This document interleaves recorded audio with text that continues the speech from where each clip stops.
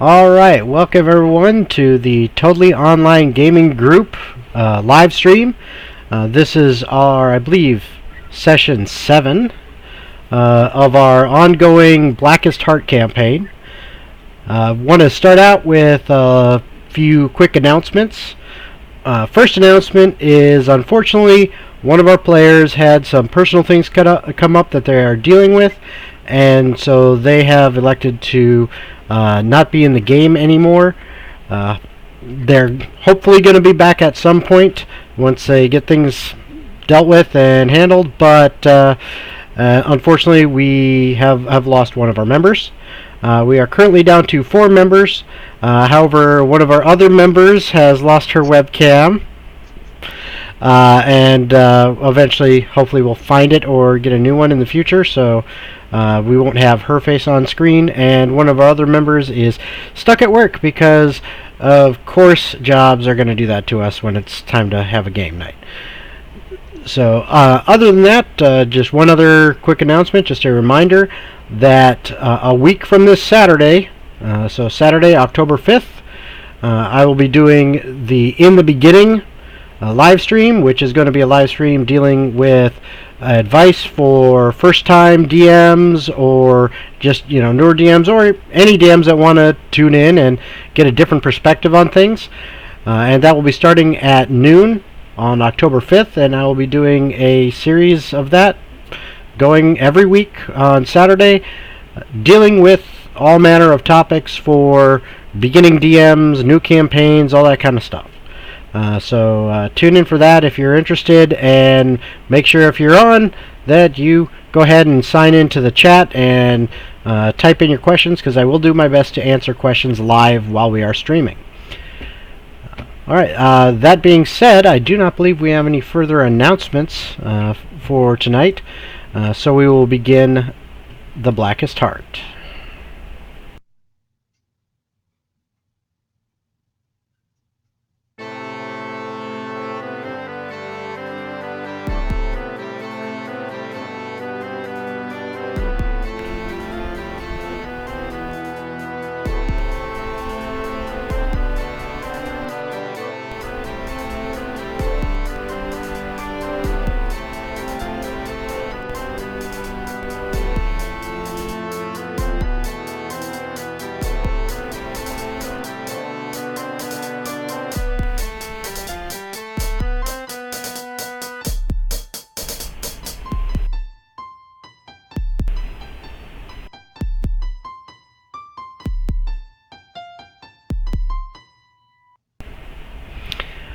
Alright, so we are back and we are starting our game.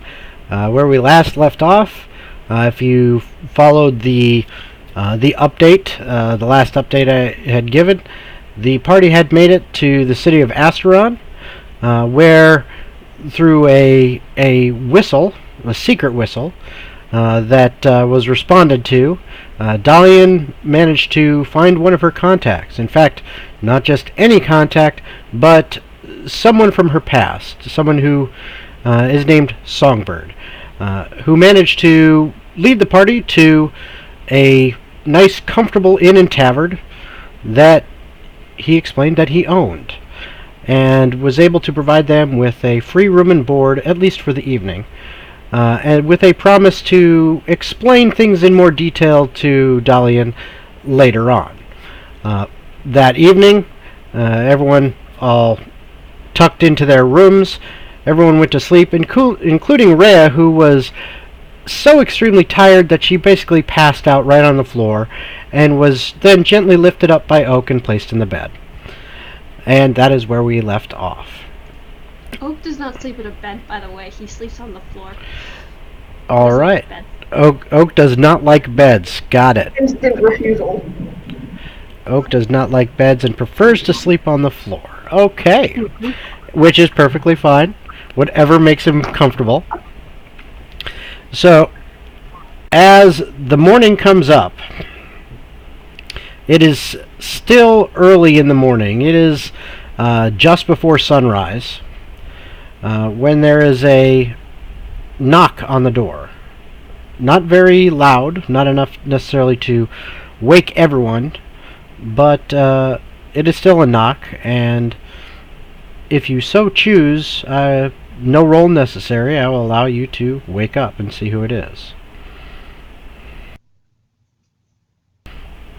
Yes, I will, because I highly doubt Dalian would have slept at all the night prior, given, hey, look, he's not dead, which arises a million questions.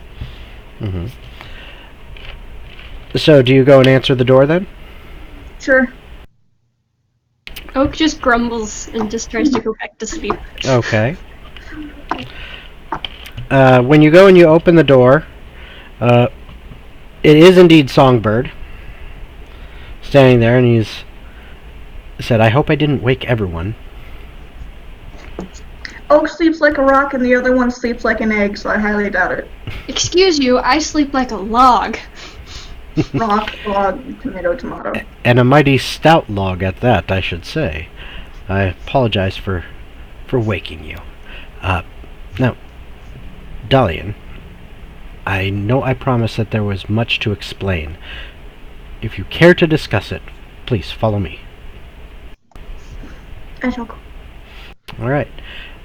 He leads you down to the end of the hall, where another door awaits. He opens it and leads you in, and you are now in what looks to be another room, but larger even than the one you were in, and more like an apartment in itself, having actually a few separations, breaking it up into more like 3 rooms than one.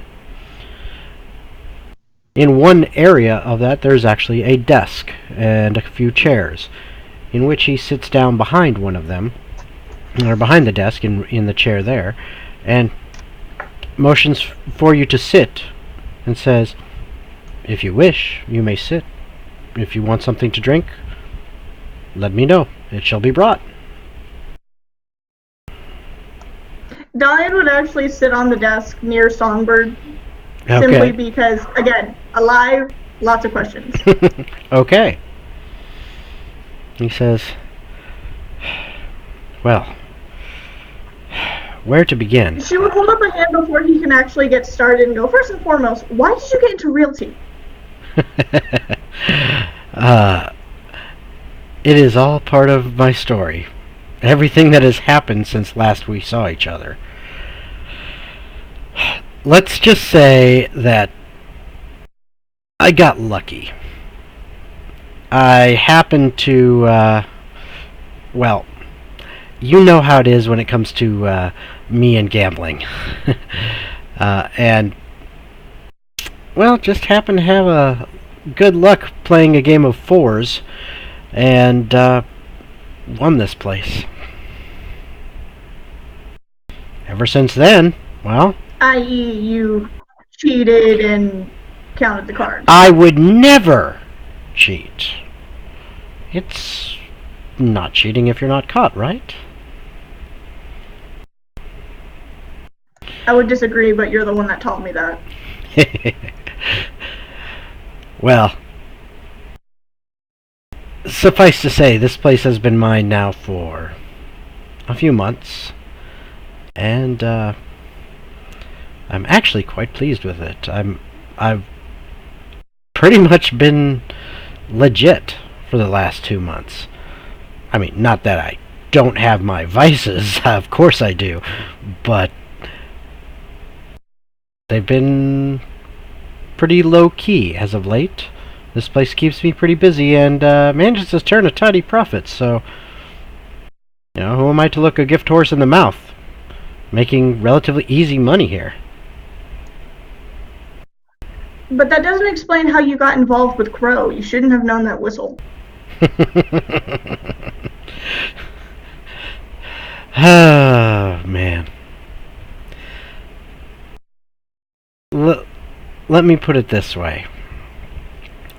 You are not the only one who he has hired out, and, well, I kind of crossed some people a little while back, and there just happened to be just a wee bounty on me.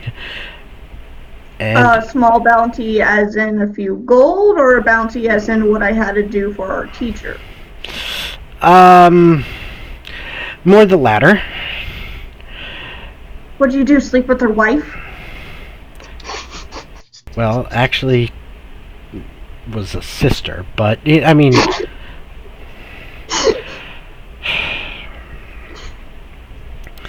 but I mean, you can't blame me, honestly. I mean, she was gorgeous, and I mean, it got to a point where I needed to do something, and fortunately, the one that came after me shouldn't have been in our line of work. And So you slept with the sister and then killed her brother? well, yeah. But she doesn't know it was me. And that was in a... You're not still seeing her, are you? Oh, my Or was goodness. that one of your one-time things? Oh, no. No, that was just a little fun to be had. But, I mean, jeez. That's nowhere near here. That was, actually, and hold on one sec, let me look at my maps, just so I can remember the name of the city. But that... At that point, Dahlian would just shake her head like... Yeah. That was actually all the way over in Southcut, in the city of Manuam. Or, sorry, Northcut, in the city of Manuam. I mean... I haven't had any issues like that here, since I've been here. Which has actually been quite a while. Teacher always did say that tongue of yours was going to get you in trouble and you never listened. Well, it gets me into trouble and it gets me out of trouble. As I was saying... More into than not. Well... Yes, but it does a trick when it needs to get me out, that's for sure. I mean, heck... That doesn't mean sticking your tongue down their throat. Well... To each of their own, right? He just smiles real big. And he leans back in his chair a little bit and he says, look, basically, the Crow owned this place first. Then it went to someone else. And then, being that a debt was owed, and people were not too thrilled with me, I was offered the opportunity to make it up to them. Get this place back, make sure the Crow gets his cut, run the place for him, and I shall claim it as mine, at least in name, and live in this fairly luxurious apartment, having my needs met, fine wine, drink, entertainment, whatever I wish. Not a bad deal, especially when the other end is, it's this or your life.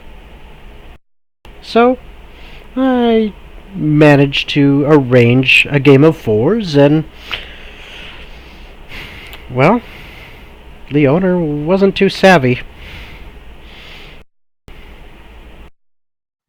You still have half of the cards you used up your sleeve now, don't you?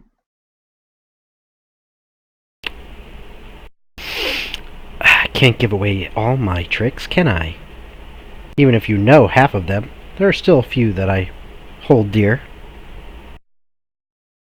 Songbird, I literally had to drag your bleeding body out of an alley after you pissed off a preacher's daughter. Yes. But, I mean, things are a little different now. I actually have some position with which to hold on to. And... Anytime you and power mix, it never ends well. We've learned this multiple times. Hey, people can change. I've learned a bit, become a bit wiser. I mean, how long has it been since we've seen each other? Really? Since I killed our teacher. Yes. quite a while. I have grown. I have learned. Maybe not as much as you. Of course, I have no idea what you've been up to. And how the hell do you come by here? Apparently I have a giant death stone bound to my soul, and now I have to go walk into a church all willy-nilly and hand it over.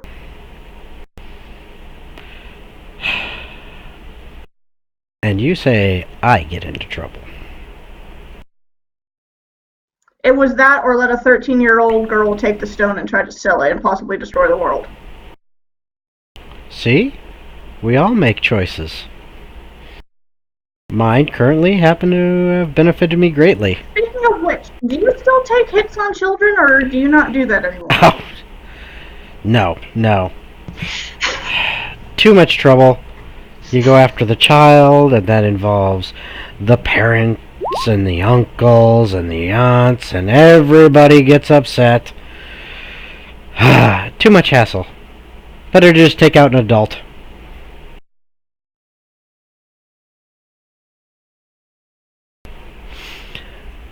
I'm sorry. says Rhea from her dreams as she's still asleep. Yep. So, after that, Dalian would actually take a second, because there is one question that had always bothered her is, why did you disappear after I had to carry out the hit on our teacher? Well, I told you I pissed some people off. It was that exact same time. So, in light of me having to make sure nobody else kills our teacher, you go and get laid? Well, I was trying to run a scam, okay? If truth be told, there had been this one noble's daughter that everyone had been eyeing, and her brother, being kind of the protective sort, was keeping everyone away from her. The nice thing about this noble family, though, they have a lot, and I mean a lot, of jewelry just lying around their place. I swear, this girl does not watch, where she puts anything. She walks around wearing stones, I swear, probably 500-600 just on her person. And, then throwing around her room randomly and everything. And, well, that was, the night that they were having a party, and I kind of had to take the opportunity. Except I had told you I needed your help that night, and you disappeared. I know. The one person I was supposed to be able to trust, and you vanished. Give me an insight check, if you will.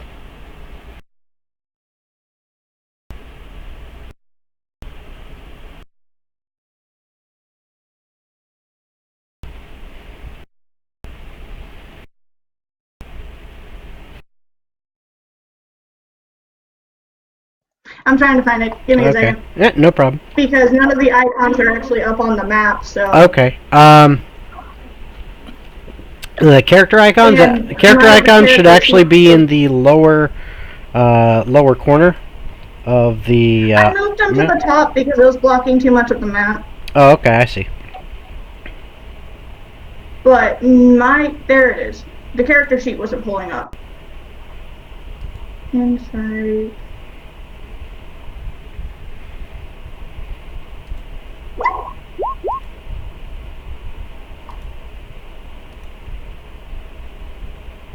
I think I did that right. Let's see. Yep, that should be it. Okay. So, because you know him so well, or at least you thought you did, you are able to discern with his facial expressions and his little quirks and tricks, that he's holding something back. He's hiding something. You're not sure what, but as skilled of a liar and con artist as he is, just due to, how close you guys were before, you can tell something is off. At that point, if she saw that, Diane would actually stand off the desk. And normally she's one to just punch and get it over with, but because it's Songbird, she would tell him point blank, "You tell me what is going on, or I am taking them and I am leaving."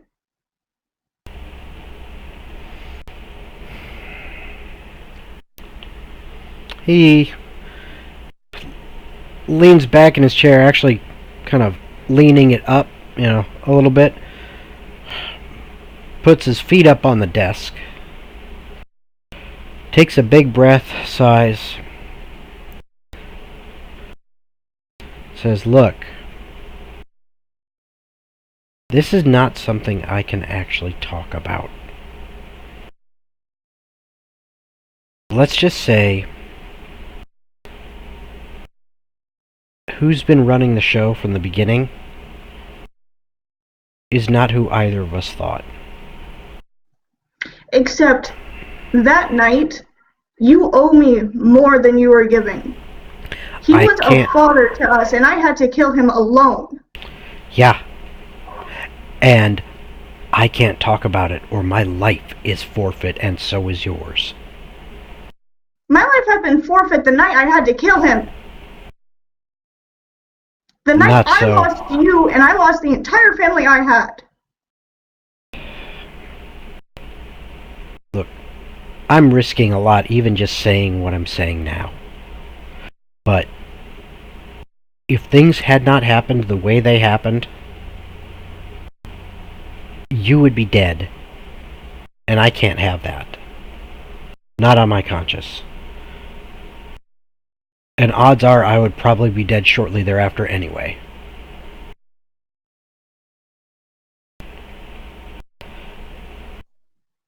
Just beware the path, okay?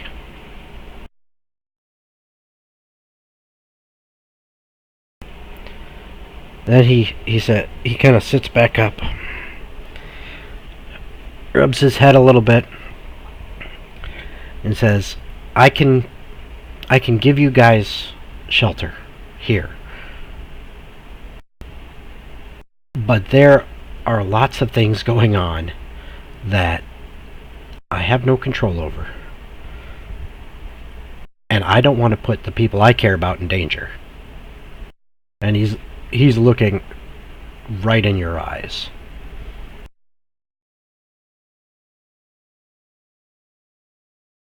Just know that I'm doing everything I can.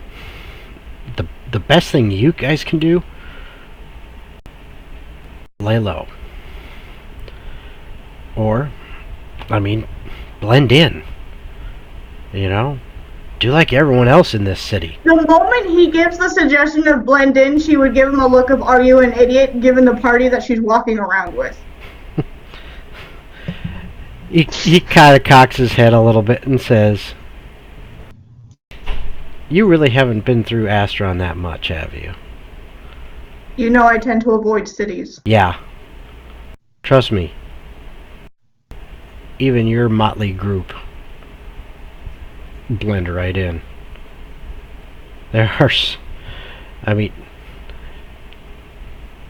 Go out today. Look around. You are by far the only drow that walks through this city. And as far as the big guy, hell, one of the guys I dealt with kind of like him. Not really fond of him, but there are more like that around. At least, sort of. Not quite the same, but enough. While he's talking, there would be a question finally biting at the back of her throat that she lets slip out without meaning to, which is, why didn't you ever come back? I couldn't. Again, unless things change, I can't talk about this.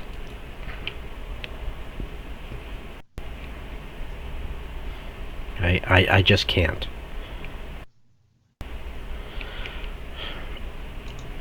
But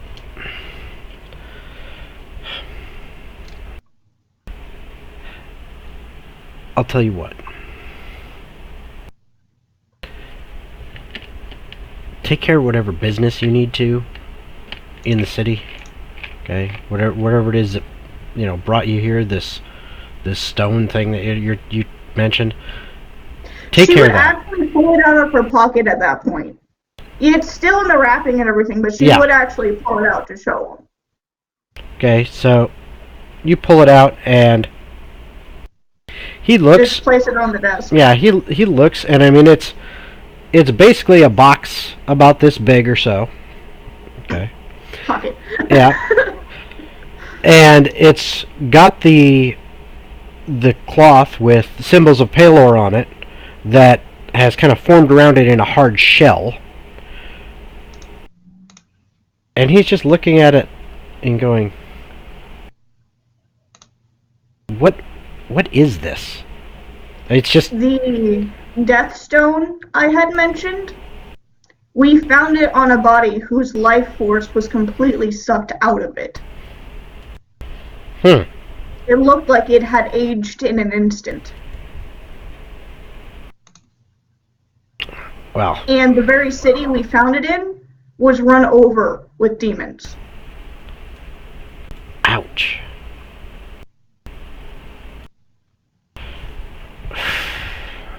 I don't trust these people as far as I can throw them.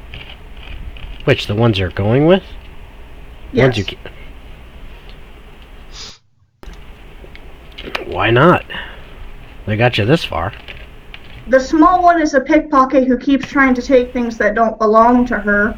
The taller one is overcome with emotion half the time, and then the priest never says anything. Huh? Sounds to me like you need to open up a bit. I mean, hell. It took you 4 years to get me to open up. Don't even start. Shh. It was less than that. He smiles, putting on all his charm. Just kind of, I mean, glints in the corner of his eye. She would just roll her eyes and go, "That's simply because you got me drunk and in your bed." Fun times. After that, she would gesture to the box again as if trying to get back on topic. Okay. And he says,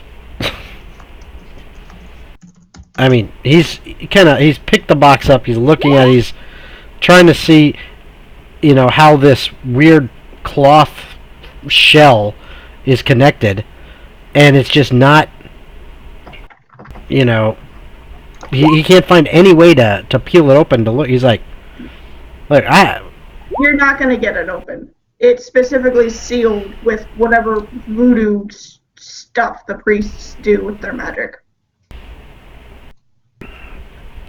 Supposedly, the only person who can carry and interact with the stone is me, because it bonded to me, because apparently I'm heartless. Well, I wouldn't say heartless. You want to know what they call it? The blackest heart.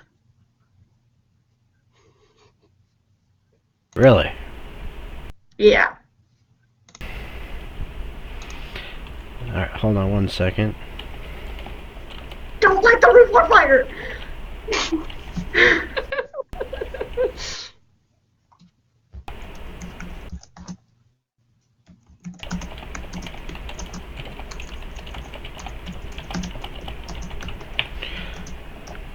Okay, so he just looks for a minute at it and says,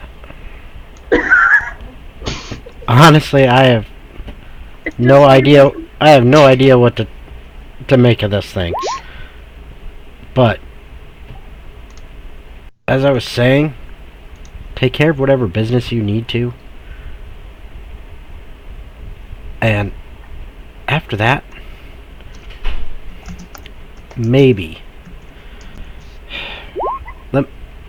Let me make some contacts. Maybe I could find a way for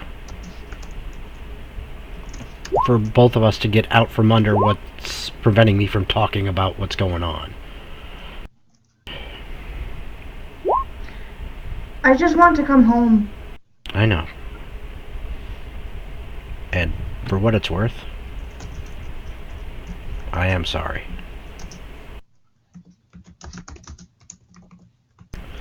And he stands up, and as he stands up and kind of turns away out of the chair for a second, give me a perception check. Ah, wild the child.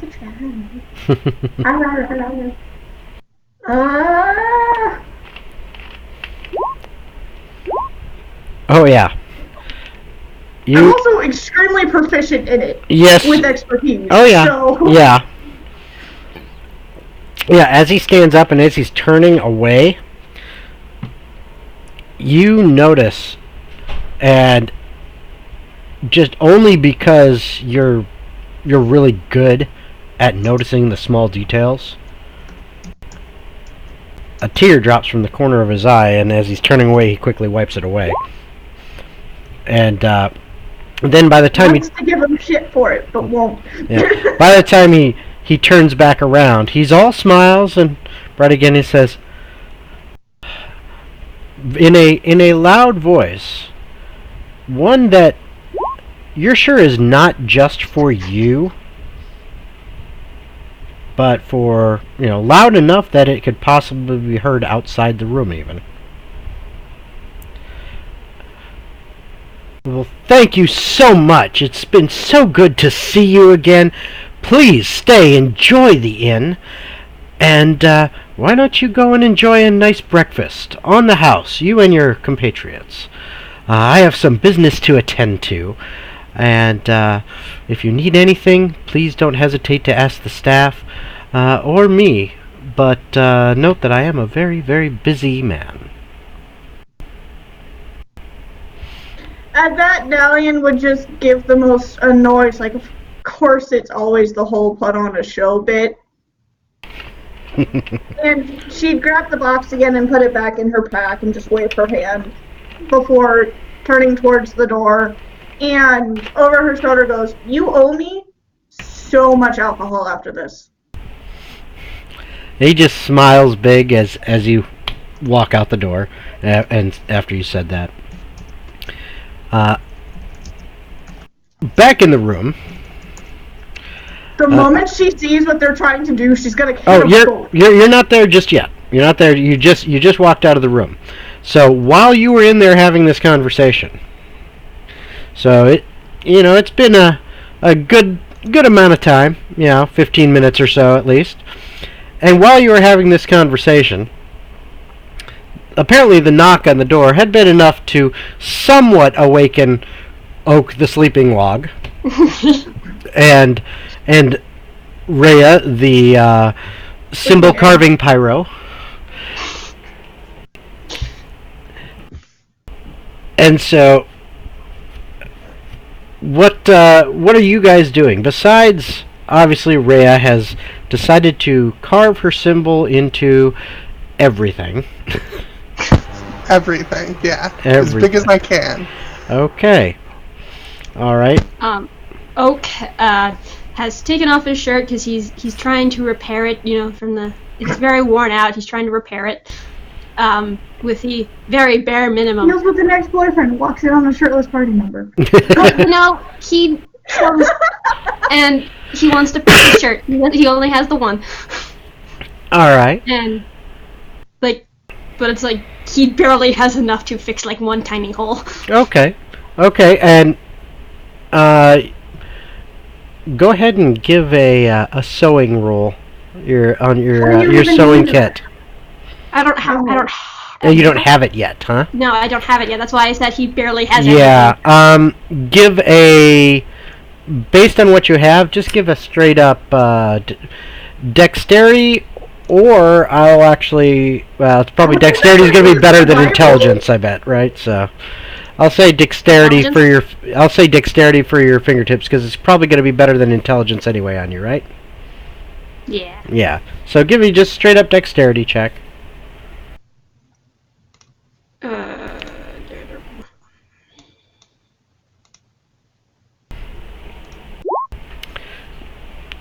You managed to do a fairly decent job with what you've got. You actually there was a kind of a tear going through some of it that it was just bothering the heck out of you, and it's not the prettiest, but it's functional.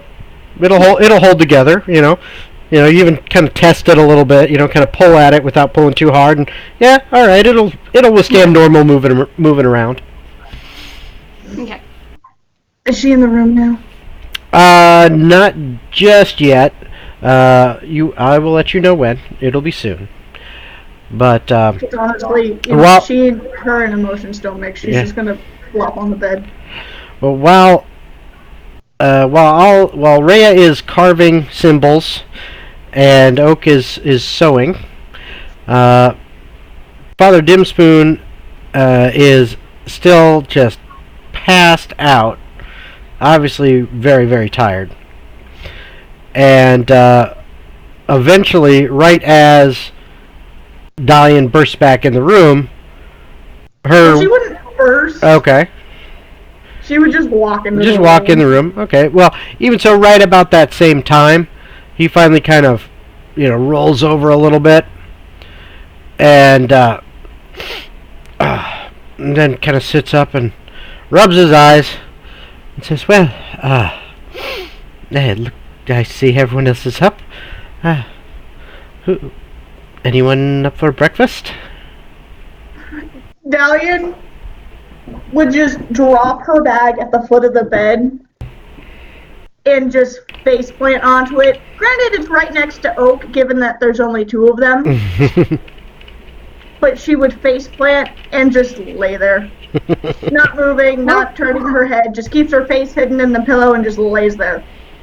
By the way, with Oak's shirt off, you can see a ton of scars across his chest, like claw marks, and like this huge bite mark across his neck.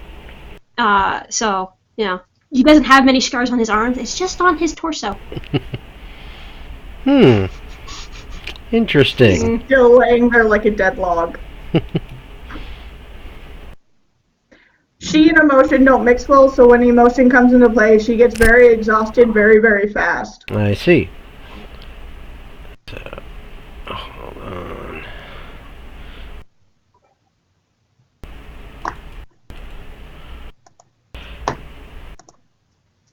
Alright. Okay, so you walk in, plop on the bed, right next to a very well-muscled but scarred, shirtless barbarian. A halfling that is currently working on the side of the nightstand to put a symbol of Alona in there, carve that in there. And being that it is still mostly dark out, the sun is starting to come up, but it's not quite high enough above the horizon to really brighten much of the sky, let alone into the room, because, well, there's lots of fairly tall buildings around. 2-story, 3-story, some 4-story. This is a fairly large city, and you're currently only on the second floor of this building. So that being said, the room itself is only mildly illuminated. Except for the dagger that Rhea is holding.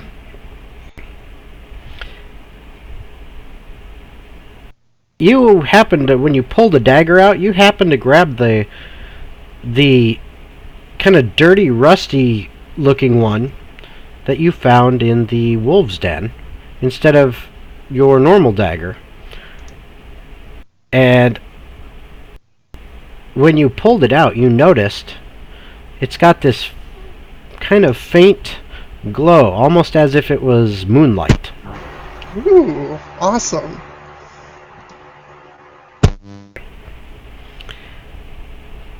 But other than that, and just the small amount of light in the sky that happens to be getting through the window, it's relatively dim in the room. But pretty much everyone has dark vision except for Rhea, but that's okay because she's got something that's lighting her way right now.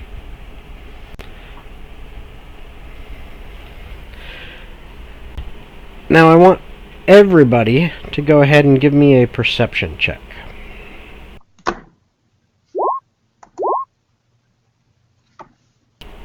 Alright.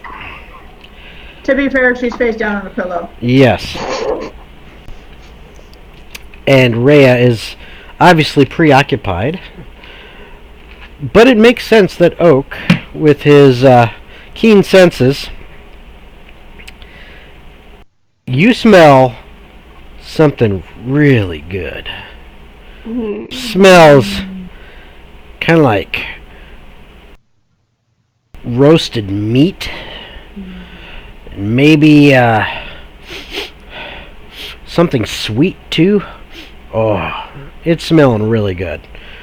And you're pretty sure that the smell, because you're in the rooms that are right above the tavern area, that it's probably coming from the kitchens that are not too far from your room, but a level below.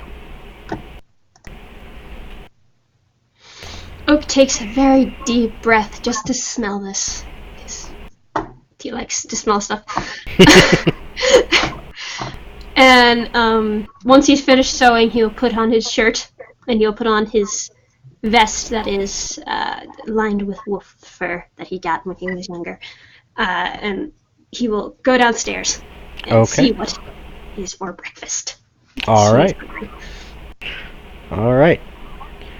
So you head downstairs. Father Dimspoon, seeing you get up and kind of sniffing around in the air and then starting to walk towards the door, goes, I guess Oak has taken up the offer of breakfast. I'll join. And goes ahead and kind of straightens his clothes, which he slept in last night. Since he was so tired, he just kind of passed out. Sleeps in his clothes all the time. Yeah. Straightens them and then kind of hustles after Oak out the door to go to breakfast. Rhea, what are you doing at this point in time? So I need to find some oil so I can reach the ceiling. Need to find some oil to reach the ceiling. Well, yeah, because I'm going to fling it up there, and then I'm going to shoot a firebolt at it to scorch the symbol onto the ceiling. Okay. I hope you realize if you burn down the building, Songbird will legitimately kill you. So I'm not going to burn down the building.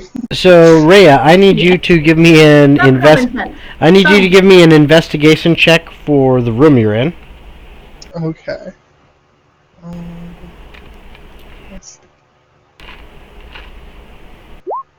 Okay. As you're looking around the room, you find some candles, a couple candle holders. You don't find any lamps or any oil, at least any like oil lamps. They all seem to just be like candles with maybe hoods around them or glass to help diffuse the light.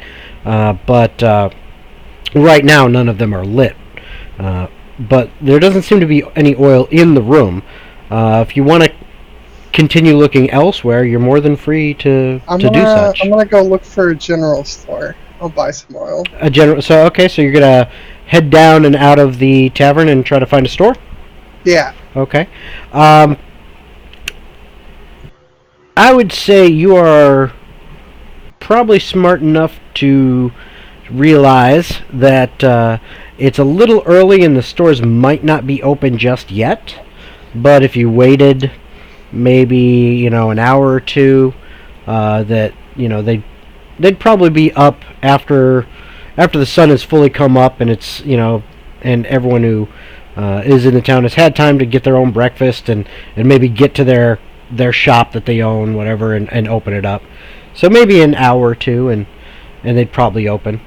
Alright, then I'll just tag along with Oak and get some breakfast. Oh, Okay. damn, I was going to say, hearing her rummaging around, Dalian would ask her what she was doing. Well, she was rummaging around. You can still ask. I'm looking for oil. Why do you need oil? I was finishing my symbol. Why does that require oil? I can't reach the ceiling. If you can't reach the ceiling, can you wait long enough for Oak to come back and we'll hold you up so you don't burn down the building? How tall is the ceiling? Just kind of a standard ceiling for back then. I mean, these aren't like this isn't a grand hall or anything. No. It's a standard room, so you're probably looking at like maybe somewhere between 8 and 9 foot ceilings, and Oak could easily hold you up to the ceiling. Probably even like a 10-foot ceiling room, Oak could do that. But yeah, there's between Oak's height and holding you up and the added reach you'd have, yeah. Well, you'd have to hold me up for a while, so It's Oak. I'm sure he'll be fine. just to like not annoy people, I think I'm gonna use the oil. So you want to burn down my friend's tavern? No, I wasn't gonna burn Then it wait for down. Oak. I was gonna get a bucket of water too. Wait for Oak. Please. Freya, wait for I Oak. wanna go get breakfast. Okay. So Rhea heads down for Oak has breakfast. also- Go ahead. Oak has also taken his bag of stuff because he plans to head out after breakfast. Okay. And honestly, kind of backtracking here a sec, I honestly thought for a second that Rhea, you were gonna say say something along the lines to Dalian when she said, "Why do you need oil?" Of like, didn't you see Oak without his shirt on? He's gonna oil him up. Honestly, Dalian's too tired to care about anything. Like, her energy level is gone, so at this point, she's just rolling with anything so long as it's not going to kill anyone. She's tired. She and emotions don't mix. Like, she even said please to Rhea. That is something in of itself. Alright, so Dalian, you're currently Alone on the bed. In the bed, Okay. trying to not scream. And Oak, Rhea, and Father Dimspoon have all gone down to the main tavern area, where there are a couple other patrons of the inn that have wandered down and sat down at some tables and have ordered breakfast. A bartender slash cook slash server is just kind of darting around happily, taking people's orders, running back, grabbing them drinks, then running back into the kitchen, cooking up food and bringing it out. And he sees you guys come down and just says, "Sit wherever you like. I'll be with you in a second." Oak sits down wherever there's a free table. All right. I follow. And he's kind of weirded out because he's inside, he's eating inside, and he's eating at a table with, like, a plate and silverware. So he's just kind of out of his element. He's not used to this. Yeah, I can see that. I'm still waiting for Oak to come across Songbird again. Mm-hmm. So, while you're sitting there waiting for the multi-craft operator of the tavern slash kitchen to come out from behind the kitchen and take your orders. You're looking around the room, and you see it's a decent size. You know, for oak, this is probably like the one of the largest indoor spaces you may have ever seen. Rhea, you've been around many taverns, large buildings, cities, and everything, and it is definitely not the nicest place you've ever been. It's not the biggest, but it's not some hole in the wall either. I mean, you're guessing there's probably decent amount of room in here. 50 people or so. Maybe squeeze in a few bit more than that. To really pack it in, but there's quite a few tables. There's even some makeshift wooden booths around the side on one of the walls.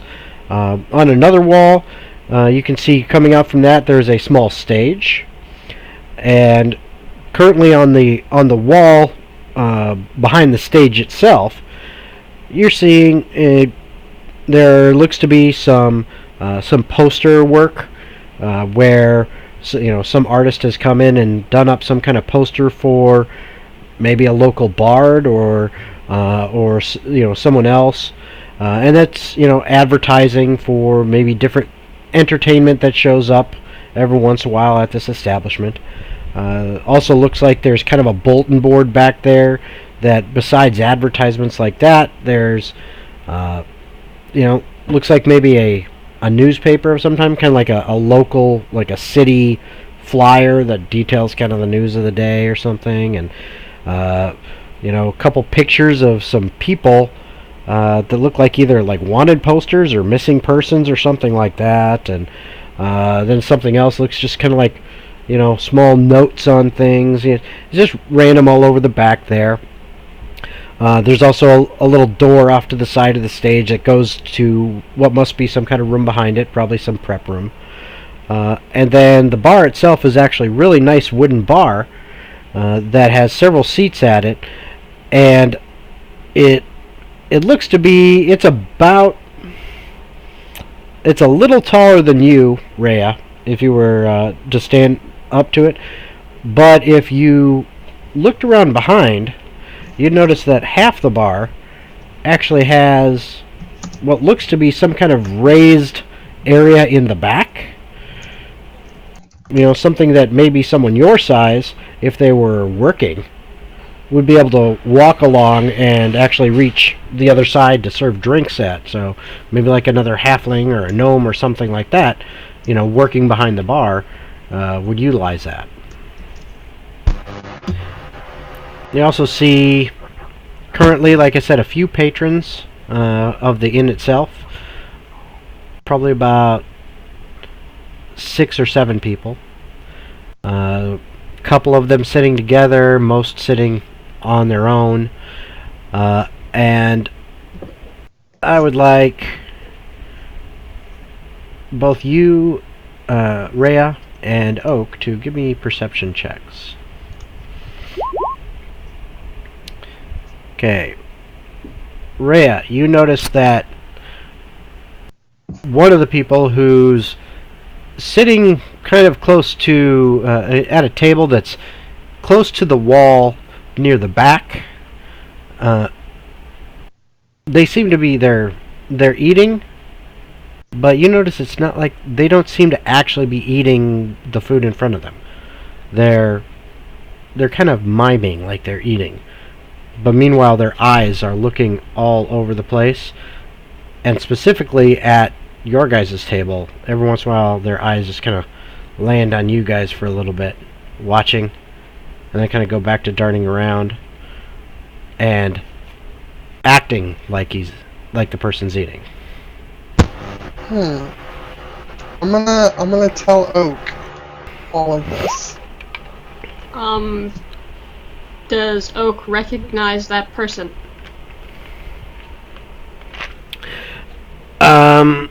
No, you would not recognize that person. You haven't seen them before. but if you kind of turn around to take a peek, what you notice is long, dark brown hair about to the shoulders. Okay, so not super long, but about to their shoulders.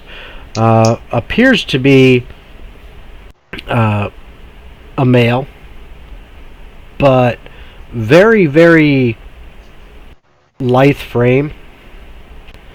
Not a lot of meat on their bones, looks like. So, it's very, very scrawny for a man, but looks human. At least as far as you can tell from here. They're kind of, for the most part, kind of keeping their face turned away a little bit, only turning far enough to dart their eyes around the room and kind of observe you guys. The clothes seem tattered, but mostly just due to usage and wear, not from anything dirty, because they're actually relatively clean, just kind of threadbare in a couple locations. Specifically, you see some wearing at the joints. Obviously, this person has moves around quite a lot in these clothes, puts a lot of wear on them, but yet manages to stay relatively clean. But that's all you can really tell from just kind of looking over at them. Oak just shrugs and just turns around. He's like, I don't know. Can Go ask him yourself. 1 or 2 hour power nap? Can she just go back to the office? Yeah, I saw your message. I was just about to respond, but yes, you can. And if that's your intention, yeah. She's gonna milk this for as long as possible. Okay. Yep. You're gonna avoid this conversation, aren't you? Yes. That's part of. Let's just say I don't think that's the only reason. Have we gotten served yet with food? Actually, just as you're asking that, the server comes up and he says, "Sorry, taking so long. I'm still waiting for the rest of the help to get here. I'm kind of on my own for a little bit. What can I get you? Name it. We probably have it." I don't know, food. Food. Food. Yeah, we want that. You want food? Okay. Well, I can tell you right now. Right now, I got some roast pig that's been slow cooked over the course of the night. I can get you a big platter of that. Breads, cheeses. You want any fruits, anything like that? That pig and some bread. All right. Drink. Yeah. Sure. An ale, please. An ale. Yeah. All right. Kind of looks at you for a little bit. Okay. What about you, big guy? Oak is very uncomfortable. He doesn't know what to Give her do. apple juice as ale. All right. Ale, I guess. It's a sweet brew. Okay. And for you, and Father Dimspoon says, "An ale is fine, yes." And he says, "Okay, give me a few minutes. I'll be right back with that." If you can't tell, Oak has never been to a restaurant before. Or very rarely, at least. So he takes off back behind the bar, and he starts pouring some drinks. And while he's doing that, give me another set of perception checks, Oak and Rhea.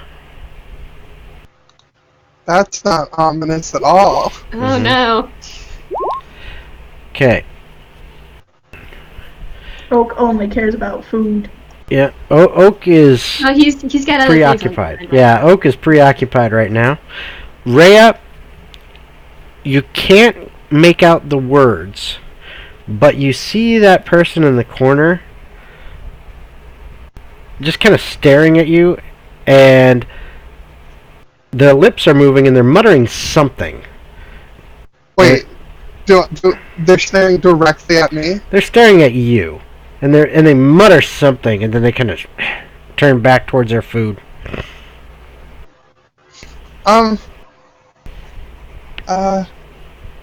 Hey, Oak.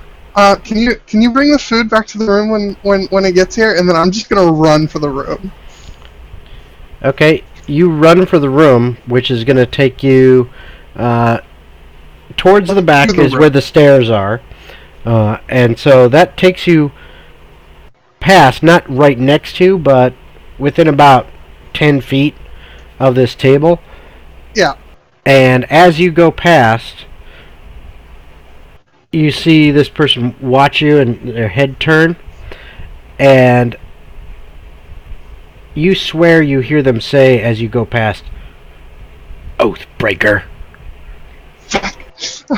Yeah, I'm gonna go to the room, and I'm gonna stand there. Oak is just blinking rapidly and confused. Dahlia's gonna be wondering why the hell she suddenly came in with her ass on fire.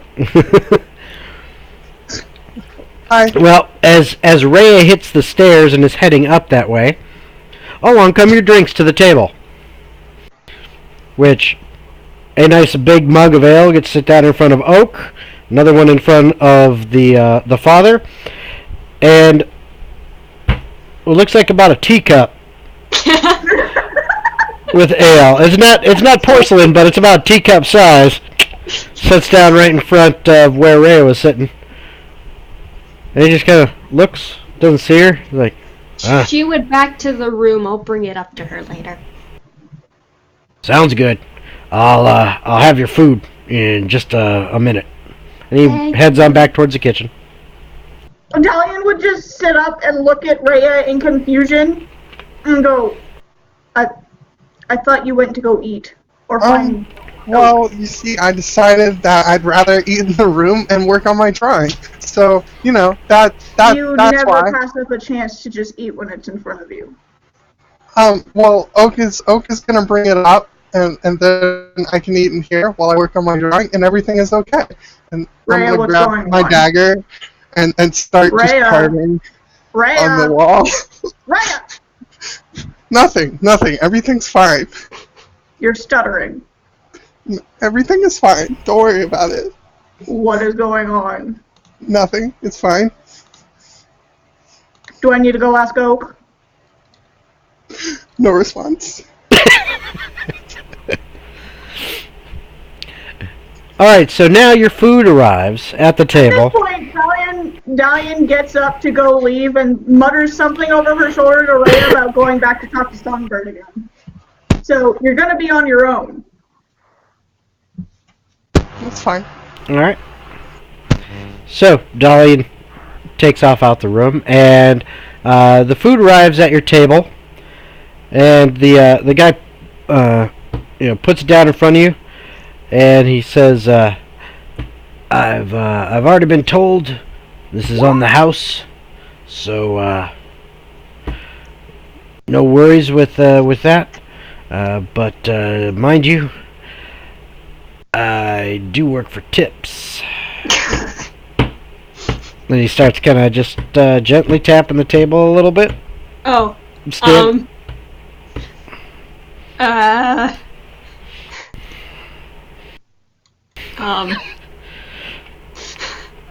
Oak is panicking. Right. Oak doesn't know what to do. The father, seeing you stammering and stuttering a little bit, and just kind of goes, hey, "It's all right." And he goes into his little pouch on his hip, pulls out like 3 silver, puts it on the table, and the guy scoops it up and says, "Thank you guys very much. Anything else you need, you let me know. I'll be sure to bring it to you." And he heads on back and checks on a couple other tables and gets busy cleaning things up and going about his business. And you've got all this nice big platter. And on it, half this platter is this very, very wonderfully smelling fresh fresh baked bread. I can't say that for some reason. And it's it's cut a bit and everything, so you got these nice big thick pieces of bread, and then there's, I mean, it looks like it's got to be like 3 pounds, 4 pounds of this roasted pork that's just like falling apart, and that's there in front of you. Is there like an extra plate that Oak can like put some of it on to bring it up to Rhea? Yeah, if you want an extra plate, you can always ask for one. Well, yeah, he asks. Yeah, the guy brings the plate over, sets it down, says, "Here you go." Then he takes back off. Yeah. Oak puts some of the meat and the bread on the plate and takes the plate and the tiny cup that probably looks really ridiculous in his hand up to the room to Rhea. All right. You get up to the room, and you go to open the door, and it's locked. And knock on the door. Who is it? It's Oak. I have food. Alright, I'm gonna open the door. all right, and also, yes, Dalian, you have made it to your destination, and you can spend as much time there as you wish. Okay. So you guys end up having a nice, enjoyable breakfast. I mean, the food is really good, So you have your fill, and if you're still hungry at the end of it, there's more where that came from, and you can go down and get more if you so desire. Well, after Oak brings up that food, he goes back down to eat breakfast. Oh, so you just brought up just the plate for Rhea. Yeah, exactly. Okay. All right. So, Rhea, you got your plate of food, and then Oak heads back down and eats at the table with the father. He doesn't use any like silverware or anything. He just uses his hands. Okay.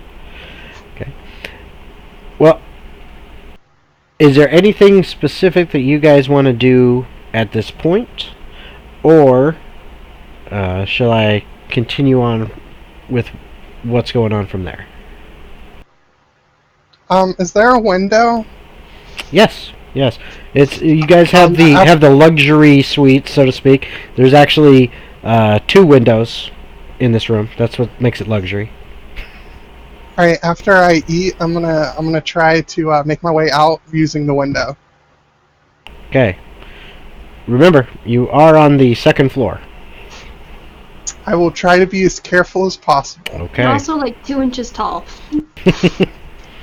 It's fine. Everything is fine.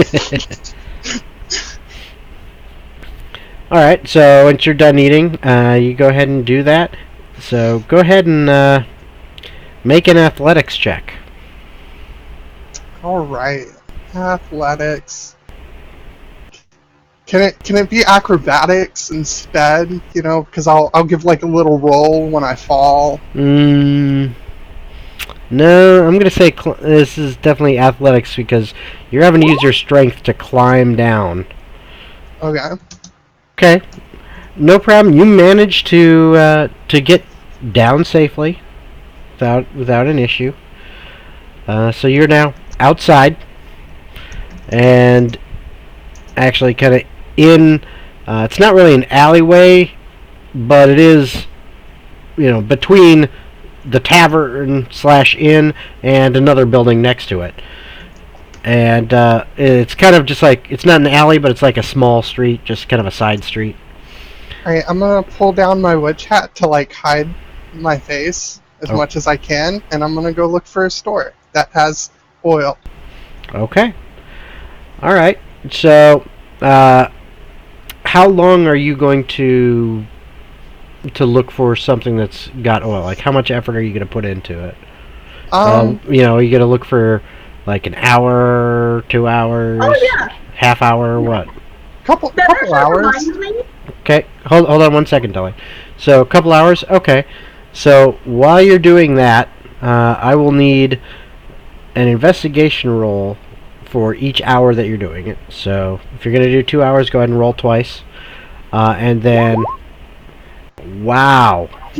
Well, you see, I'm a halfling and therefore lucky, so I'm gonna just go ahead and re-roll that. Yes, you can. That's the nice thing you can. Oh, man. So you spend 2 hours, and the reason you were having so much trouble is Can't see because... above the shelf. Well, not that. It's just that the first hour and 45 minutes, the stores were still closed. And so every store she went by, she couldn't, the shades were drawn, she couldn't see inside, the signs weren't always descriptive enough, like, Harry's place, Harry's place, that really doesn't tell you what's inside, so, and then the last 15 minutes, they started opening up, but now she's kind of starting from scratch, so. I would keep searching. Okay, alright, so while you're searching, okay, Dahlia. I was just gonna say, Diane would actually forewarn Songbird that she's trying to light the roof on fire. Okay. The roof, it's the ceiling. He says, I wouldn't worry about that.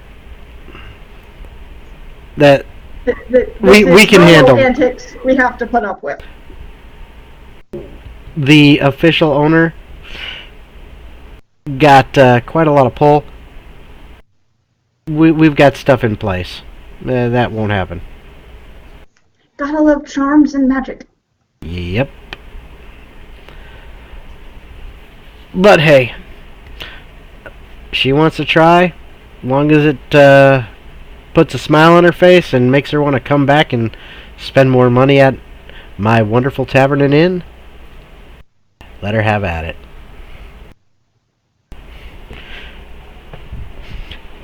So, for 2 hours so far, actually 3, because, let's say probably a good half hour or so, maybe even an hour, depending on if you're enjoying yourselves and wanting refills on drinks and food. Oak, you and the father are just kind of sitting down there enjoying a very hearty breakfast. Once Oak has gotten his fill, he gets up and he goes out and he's just going to explore for a little while, get the lay of the land. He doesn't like not knowing where he is. Okay, so you head out, and as you're about to head out, Father Dimspoon says, "Well, yes, Oak, if you would, while you are out, can you make sure you are back here by about midday? I'd like to get everyone together by then so that we can head to the church and hopefully find out what to do with you know what." Sure. Okay, thank you. I'm going to be in the room, just relaxing and preparing for the day. So, have fun and see you here at midday. Oak gives him a thumbs up and it goes. Okay. And he heads back up to the room. Okay, so while you are out, Oak, when you come out of the front of the building, now that it is the sun has finally come up enough, it's light enough out, you can see everything pretty well. You see that you're on a nice wide street, and the street is lined with think like the old time like gas lamps, except they're not gas, it's just really pretty sconces with usually it looks like they're being refilled with like some kind of burnt wood, like a basic charcoal, like a natural charcoal that they're putting in there just to keep them lit at night, and then they let them burn out during the day. Mm-hmm. And across the street from you, you're seeing mostly in this area, it looks to be, uh, more industrial in this area. It is. There are some shops right around here, but it's more like industry type services. Like you can see that. Oh, look, there's a blacksmith. A little ways down. There's it's not so much like goods, but more like services. That's what I'm meaning by industry. Yeah. So tanner. You might see a tanner, or actually smell a tannery, not too far. And there are also quite a few residences, kind of just dotted in here and there. It pretty much as far as you can see in either direction down this main wide street. It seems to go all the way to the wall on one end, which is not too terribly far away from where you are. Maybe 1,000 feet. And then all the way down, far enough that you can see the wall at the other end of the street, but you're only seeing the very top of it. This is like a 50-foot tall wall. Oh, the oak gets very, kind of the heebie-jeebies. He doesn't like feeling trapped. Well, you can see that the closer wall, the gate is open. Yeah, but it's still a wall around him. Oh, yeah. He does not like that. He is a free animal. So, as you see all this, feel free to explore. Rhea's been out for 3 hours. You've probably got another good 2.5 hours before you catch up with her amount of time. So, is there anything in particular you want to look for, or are you just kind of wandering around? He's just wandering around for now. Okay. He'll do more elaborate stuff later. Okay. All right. So then, coming back to Dalian, is there anything besides what you've already mentioned in the chat that you want to be doing? Honestly, it's really just reminiscing, hanging out, catching up kind of stuff. Okay. She is milking having him back in her life for as long as physically possible. Okay. Okay. Whatever does or doesn't happen as a result, does or doesn't happen as a result. Okay.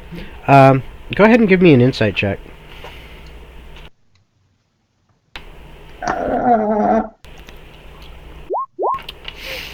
Yeah. You can tell Songbird is eating up this attention. He's trying to hide it. He's trying to play it cool, but you can tell he is as excited. Very happy birdie. Yeah, he's as excited that you are here and spending time with him as a giddy little schoolboy. But he is doing his absolute best to hide it, but you can tell. You can clearly tell. The good thing is Dalian wouldn't be a constant hey, we need to go do stuff. It would more so just presence is there, reminiscing on memories, etc., etc., etc. Yep. He's not going to purposely try to get in his way of work and everything else, but she's also not leaving his side. Yeah. Yeah, and well, you would notice that the amount of work he's really doing. Yeah, he would take his asset cards. Yeah, he's not really he's not really into it, into the work. He's writing down some things in a ledger here and there, but mostly just kind of talking to you, and then every once in a while just oh yeah, I hold on. And then, okay, come back to talking to you. I mean, his attention is definitely not on work. Okay. So, Uh, 3 hours or so have passed since the breakfast time period. Rhea, if you want to continue to look, you may. You can look for as long as you want. Can I like ask people? 'Cause, Absolutely. Clearly, me not doing that has not been working. So I'm gonna go up to someone and be like, "Hey, where can I find oil?" All right. Well, let me see here. You have been wandering around trying to find all the good shops for about 3 hours. I would say, as you approach someone, you see actually one of the town guards, or at least you assume so, based on the uniform and the weapon at his side and everything, walking around with kind of an air of superiority about him. Mm-hmm. And it seems to be a dwarf with just very stocky, atypical looking dwarf. But he's kind of just walking around, looking around at things, keeping his eyes out. And as you approach him, he turns to you and says, "What is it, young miss? Can I help you?" I'm looking for a shop that would sell oil. Oil? Like, Yeah. what kind of oil? The kind that burns. You mean lamp oil? Yeah, lamp oil. Gotta get some for my lamps at home. Well,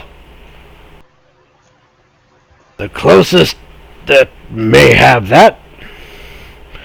He kind of leans around the corner, looks down the street a ways, and says, "Go that way until you see the sign that says mix. Try that." Okay. The Mick has about everything, at least a little of everything. Okay. Oh, and tell him that Aran sent you. Aran, got Yeah, it. maybe he'll give you a little bit of a discount. Cool. Is that all for you, miss? Anything else? That's everything. And then I'm gonna follow those directions. All right. So you walk down, and the city itself isn't really divided into what you would call like a typical block. It's not that organized, but it is, definitely, kind of areas, and you can associate it with blocks if you wish. It would be about 3 to 4 blocks away as you walk down, and you eventually see on your right, coming out of one of the buildings, is a nice sign, and on it just says mix. All right, I'll go into there. All right. When you open the door, the very first thing that hits you in this place is this overwhelming smell that seems to be kind of like a mix between patchouli and sandalwood. Okay. And it's also mixed with something that it smells a little bit kind of skunky smell to it.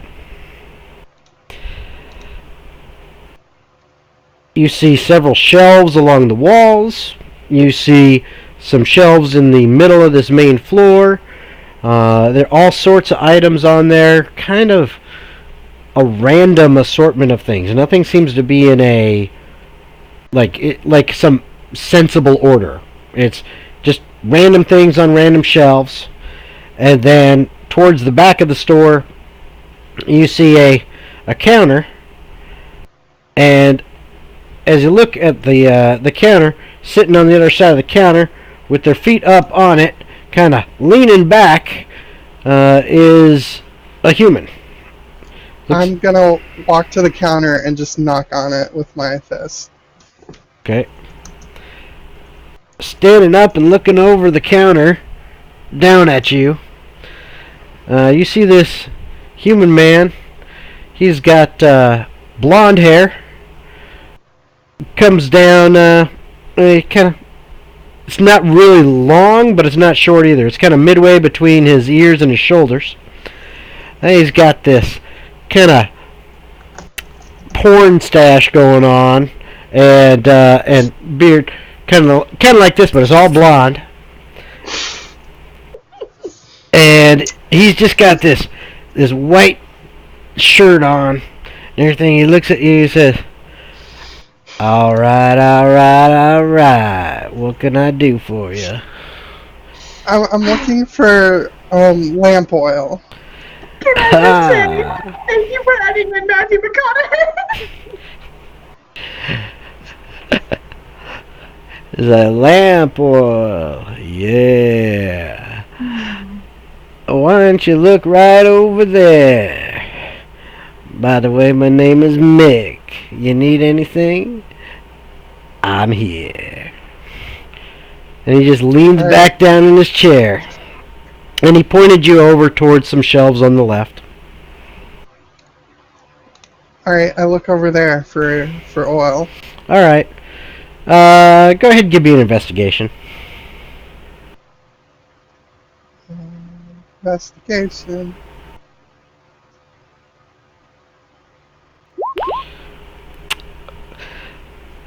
You seem to be having trouble due to how just unorganized this whole thing seems to be. And I'm gonna call out, Mac, I need help. I can't find it. And he says, "What? Why don't you look over just a little bit under? No, not under that. Up. Yeah, right to your left. There you go." And it takes a good 5 minutes trying to figure out what the hell he's saying, but you're trying to move around almost like you're playing the hot cold game, and you finally find this box that you pull off of the shelf that is actually right at about your head height, but would be about waist height for anyone else. You pull the box down. Now you can actually see into the box, and there seems to be these flasks of lamp oil sitting in there. Alright, I'm gonna grab like 3 flasks and then walk to pay. Alright, so you walk up with the 3 flasks. He goes, Alright. Looks like you got what you wanted. That'll be... And he looks at the flasks, and he's counting. That'll be 10 gold. Oh, I was supposed to tell you. Ron sent me. Ah, yeah. Alright. My man. Alright. I'll tell you what. Since you know Orion, I'm gonna hook you up. I will let you have those for 5 gold, but before you do that, and before you get them, you gotta do something for me. Do what? He says, hold on. He kind of reaches down behind the counter. He comes up and he says, and he puts a little sack, a little cloth sack right in front of you. You know, probably about as big as a fist or something like that. And he says, I need you to take that and give that to Orion. And then he's going to give you some money. And you bring it back to me. That's a lot. I don't have that kind of time. How much would just like one flask be? 3 gold and 5 silver. Alright, I'll pay that. All right. He takes the money,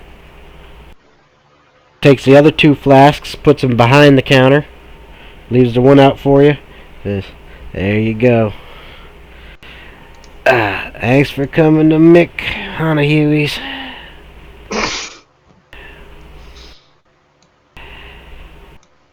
I'll see you next time.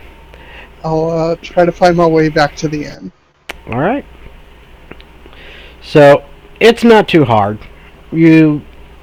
As you leave, you were keeping track of where you were going for the most part because you were looking for shops and everything. So you were kind of checking each street diligently, and it takes you a good half an hour or so to meander your way back by the shortest route that you can kind of figure. But you eventually get back.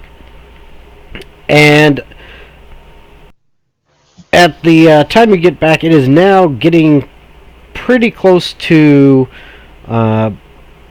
almost midday or so. It's actually it's about 11 o'clock, we'll say, in the morning.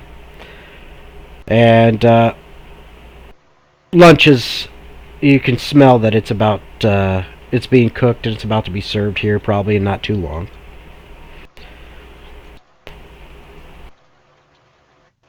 Can I sneak through the end to try and get back to the room? You can certainly try. Or I'd like to try. Alright. I will need a stealth check from you then. Okay. So, as you come into the front door and try to slip in, the bartender slash cook slash server, who is now simply behind the bar, sees you and says, "Welcome! Have a seat if you'd wish." And a server, who is now there, comes over, walks over to you and says, "Oh, yes, would you like a seat?" I start sprinting to the room. Okay. Roll a perception check.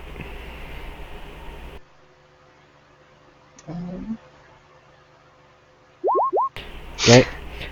My raw sock right now. As you're running to the room, you don't seem to notice the individual that you saw before. Okay. Okay. And you manage to make it up into the room. Currently, Father Dimspoon is in there, and he's the only one. Alright, I'm gonna go lay on the bed Okay. and nap. Alright. Can Oak come in? You're And not gonna find Dalian. Okay. Because she didn't tell anybody where she went. Can Oak just come in at that moment and just be like, "Hi guys," and just kind of sit down and Absolutely. So Oak arrives back to the room as well. And Father Dimspoon says, yes, well, does anyone know where Dalian is? Nope. Nope. Oh dear. Everyone else Nose goes to who here. finds her. Oh, that reminds me. I'm gonna pull out my oil and start flicking it up on the ceiling in the pattern that I need for my symbol. Do you want me to just hold you up there so you can draw it? No, that's a lot of effort for you. This will work. Alright, I'll tell you what. Go ahead and Rhea, give me a performance check to see how well your splashing goes. Okay. You think you have the rudimentary shape of the symbol of Alona. I mean, there's a couple extra splash blobs on the ceiling that might not be quite as accurate as you want, but I mean, what you gonna do? Stuff happens. You're splashing oil. Yeah. Alright, I'm gonna pull out my water skin and like open it up, get it ready, and then I'm gonna cast Firebolt at the oil. Oak isn't doing anything to stop this. He's just gonna watch and let her figure this out by herself. Let her make her own mistakes. Okay. So, Father Dimspoon was watching curiously. I can't hear you, Dalian. Are you muted? I think you're muted. I can't hear you. Yeah, I can't hear you either. Me either.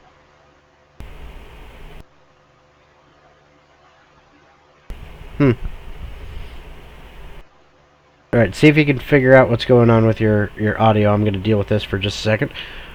So, Father Dimspoon watched curiously as you were splashing oil up there, not sure what the heck you were doing. But then, as soon as you... Oh, I think she... Yeah, Dalian just cut out completely. I think they're gonna try to reconnect. Yep, there we go. Okay. No, sorry, all audio just cut out, so I have no idea what just happened aside from she got a really shitty roll. Yeah. No.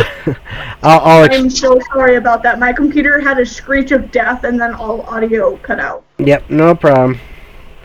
I'm about to fix the issue here in just a second. I'm sorry. It happens. There we go. Okay. So, now, what had happened, though, is that the really crappy roll was for her to try to splash the oil on the ceiling to create the goddess's symbol on the ceiling, and it doesn't quite look the greatest, but it's sort of. And as I had been saying then, the Father Dimspoon had been watching all this, kind of curious as to what the hell you were doing. But then when you pull out a water skin, and then you start casting Firebolt... Oak is watching this with... Oak is just really intrigued by what's going to happen, but he's not stopping Dalian. Rhea. Yeah. Well, Thank God for magic. Yep, and Father Dimspoon just kind of sits bolt upright at the same time as you get your Firebolt spell off, hitting the ceiling,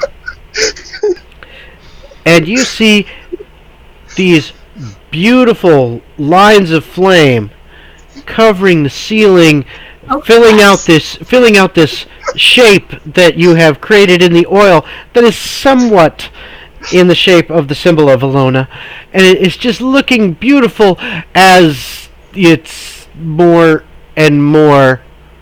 It's not just on the oil. I'm gonna pour water on it immediately to extinguish the flame. So you splash water up on these flames on the ceiling that you have created with oil. You realize water makes oil fires worse. And all of a sudden you now have some... It almost looks like liquid fire raining down from the ceiling right towards you. I need you to roll a dex save. Fuck. Good job. I tried to warn you and you refused to listen.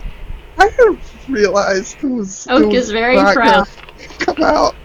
Yeah, so wood fires you can douse with water, oil fires you have to suffocate. Alright, I'm gonna cast Gust. Yeah, she's 13, you know? Remember this. For Oak, 13 is old enough to, know fire stuff. To be an adult. So. Yeah. She's doing better. So you... Exactly. You dodge mostly out of the way, and only take 3 points of fire damage as some of the oil and water mix with the oil's on fire happens to singe your arm a little bit, causing 3 points of damage to you. Can I cast Gust? Alright, hold on. Oak, what was that? Oak calmly gets up, he grabs Rhea, like a sack of flour, and he just He just walks out. Okay. And as you guys are doing that, as you pick up Rhea and start to walk out, and the father at this point in time is just, his eyes are wide with shock, and he's just like, he's kind of stunned. He's just staring at this.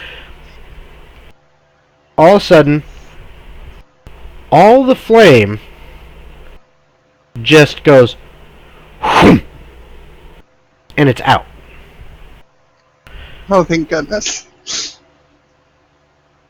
Oak blinks very rapidly in much confusion. Rhea, I'm going to let you have an Arcana check for this. Cool. Alright. I got this. I No, don't you got don't. this. No, I'm gonna roll. I still don't got it. Actually, you do know that something had to have put out the fire. And you don't see anything else that anybody did. That your best guess at this point is some kind of magical effect in this room, maybe in the entire tavern and inn, somehow got rid of the fire. That's your best guess. You have no idea what spell it was or how it worked, but somehow something was able to take out that fire, and you're pretty sure it was magic of some type. Alright, how's the wood looking? That, you know, did I get the shape I was going for? Well, with the addition of the water that helped spread the fire, and the spreading of it before, it's kind of meh, not quite what you really were wanting.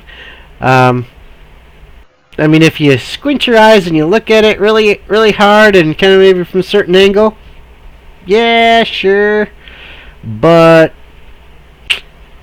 not. It's not really a defined symbol of Alona. Damn. You tried, and that's all that matters. I did try. Now, at the same time, in Songbird's office, and Dalian is typing. Dalian, can you hear me? Is the sound working still? Okay, just making sure. Okay. Oh, say something, because I don't think I can hear you. I have myself muted so you guys don't hear my keyboard. Okay, perfect. Well, in Songbird's office, you two are in there, and all of a sudden, Songbird just kind of stops for a second, kind of looks up towards the ceiling a little bit, and goes, "You weren't kidding. Hold on."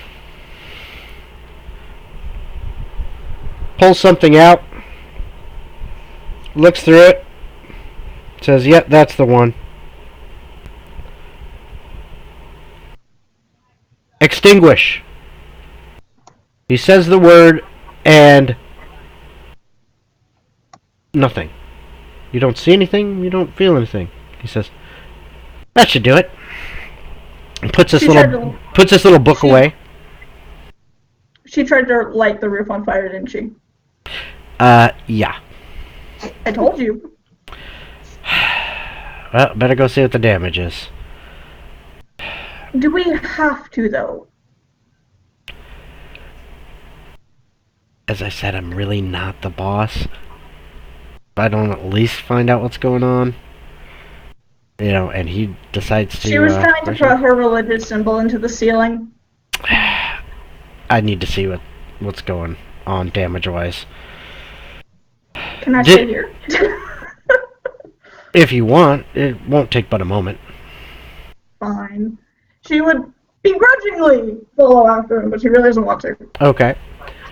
So you guys do walk back down the hall to the other end, where you currently see Oak carrying Rhea kind of like a sack of potatoes out the door into the hallway. And there is some smoke coming out of the room. And Songbird just walks right past Oak and Ray into the room, looks around, looks at the ceiling, looks at all these carvings in the walls and the furniture and everything, and says, we've had worse. Not a problem. Now, just because Songbird is here, Oak pipes up and he's speaking to Rhea. He's like, for a first attempt, it wasn't that bad. You should try again. Hopefully there's no others. I think with the second attempt, I could do better. Exactly, yeah. Are you trying to get kicked out? I'm improving the value of the inn by You're decreasing the value of the inn. Engraving wonderful symbols of protection into the room. She's an obviously. artist. Let her work her craft. She's a child. Thank She's you. scribbling all over everything. She's They're not 13. scribbles. She's perfectly old enough to take care of herself. Which means she should know better not to destroy other people's property. Yeah, but we all make mistakes. Songbird leads over to you, Dahlian, and just whispers, "Don't worry, as I said, we've had worse. If you didn't notice last night, this room was pretty pristine, wasn't it? Well, it wasn't that way 2 nights before that." At that point, she would just cock an eyebrow at him and then shake her head because she doesn't even want to know. Wait, are you gonna undo my work? I never said I was going to do anything. Okay. Cool, you have a second try. At that point, Dahlian would snort. At this point, Father Dimspoon, who is still kind of staring wide-eyed at the ceiling, wondering what the heck just happened, turns and sees everyone standing there and says, you found Dahlian. Good. I think it is probably time we took you-know-what to the church." He already knows. Well, it's probably time that it goes there. Wait, you mean now? If you wish to have it continue to be attached to you, After her constant complaining the entire trip, she weirdly backpedals and goes, "It can't wait like 2 more days." I mean, don't you want this rock gone? It can wait 2 more days. I mean, it's not like killing we're leaving anyone. the city immediately after we get rid of it. Still not killing anyone. We can wait 2 more days and then we can go take care of it. Yeah, but what if all it takes is 2 days and then poof, it starts killing people? She would literally just shrug.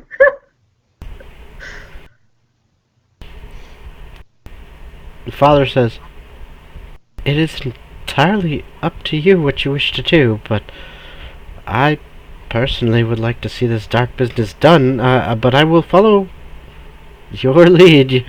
You guys decide what you would like to do. If Dahlian, using everything she can, will go, "Well, it's already midday. I still haven't actually eaten anything yet, so I should probably do that. And by the time that gets done, it'll already be pretty late in the evening, so we might as well just stay another night."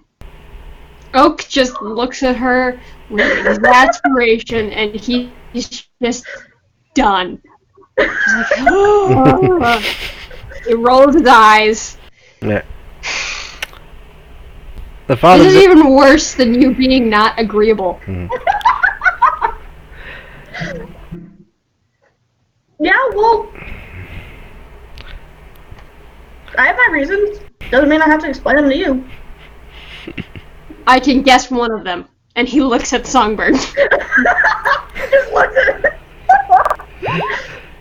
Songbird just smiles at you real big. And Oak gives him a really sarcastic smile. It's like,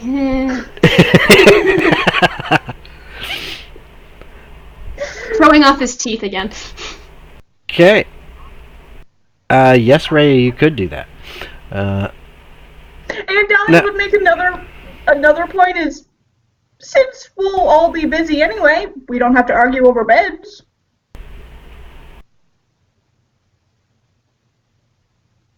I don't. You know what? Whatever you want to do is fine. Then he just gives up. He just gives up.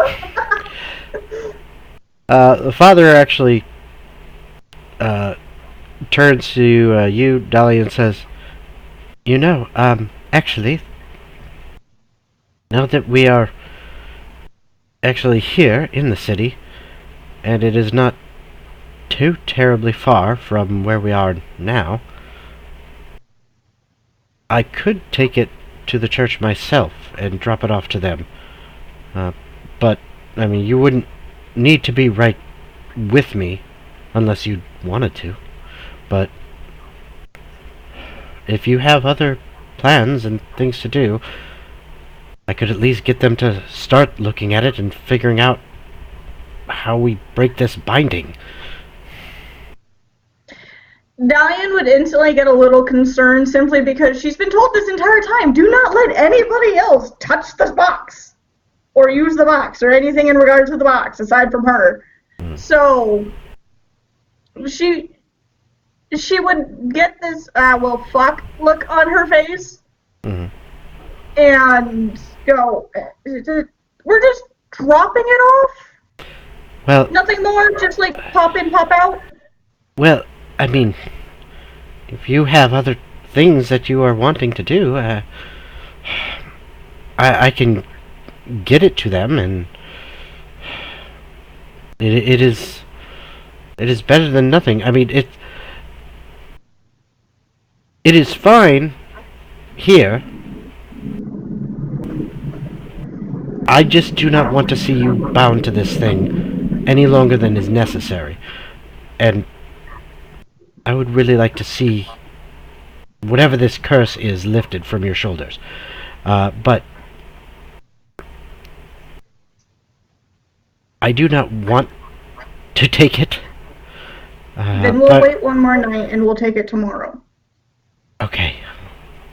Go peruse You the say city. that Go say now. hi to the church. Go peruse the city. Say hi to the church people.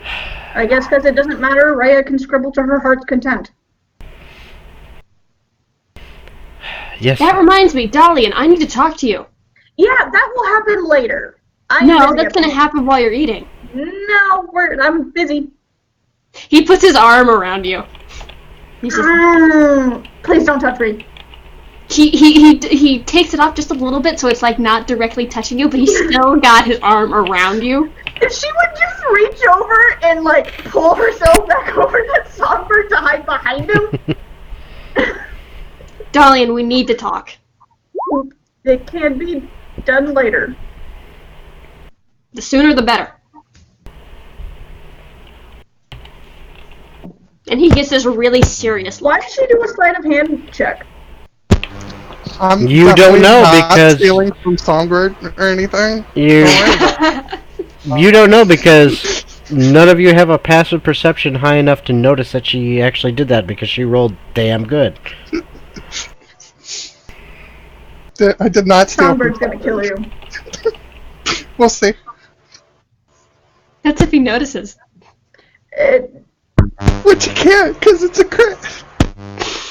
Just because it's a crit doesn't mean... Yep, criticals only count, a critical success and failure only counts, technically, in attack rolls. For saving throws, for ability checks, skill checks, it still goes off of the final totals. So even if you roll a natural 1 on a skill check, it's not an auto fail. It just more than likely is fail because it's a low roll. Alright. Especially because he's been doing this for years, longer since you've been born. So. Hey, I'm not that old. I was talking about literally Songbird. Like, she's been dealing with thieves and everything longer than she's been alive. How old is he? He's Yes. about 4 or so years older than Dalian, and she's 25. Okay, so he's older than Oak. So he's been doing this longer than Oak has been alive too. No. Is the food in the bag? Yes, it is. Tinkle. My first watered down like all hell. Oh, I'm sorry. Like I got carbonated flat colored drink. Bleh. Might as well be Kool-Aid made by a white person. You realize I don't have the mic muted at the moment. Whoops.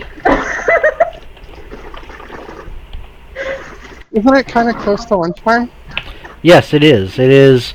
Right now, it's after your discussion and everything. It's about 11:30. Hey, Father and Oak and Dalian, do you guys want to go grab some lunch? Do you have any cheeses? Like, she would turn to Songbird and ask that because she doesn't eat meat.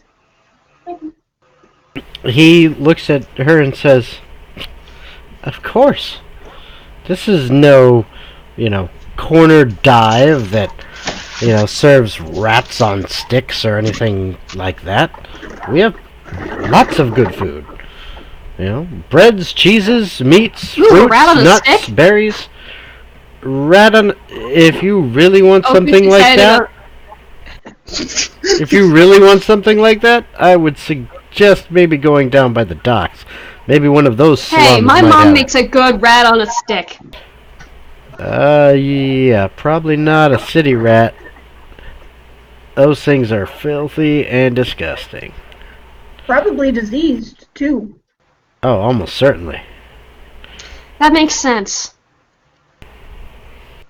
And Oak just goes into deep thought. Talk to the cook. See if he can make something that looks similar.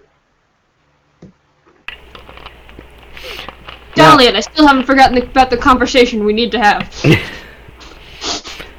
So Ray had asked if everyone wants to go to lunch. The father is definitely... He's got his hand up in the air. He's like, yes, I wouldn't mind getting out of the, smoky room, since there is still the remnants of smoke in here. Without even thinking, because she remembers the rations he had, Dalian would actually turn to Songbird and speak in Undercommon that he eats things similar to her and could actually talk to her without the others taking note. Mm-hmm. Rhea's gonna start walking downstairs to where the food would be. Mm-hmm. And Father Dimspoon is following behind you, and he didn't actually... the father didn't hear what you were saying, Dalian, because, well, he was too busy coughing on the smoke remnants that were still in the room as he was following Rhea out the door. And he says... Oak keeps moving. He's waiting for Dalian because he wants to have that conversation. If it's going to happen, Songbird's going to be next to her, and I don't think you want that conversation to happen with him around. I mean, all Oak wants to do is tell you something. It doesn't matter if it's in front of everyone else. He'd prefer it to be private, but... Later.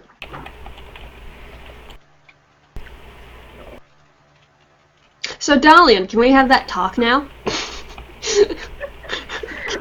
He would literally just ignore him at that point and just walk downstairs with Songbird.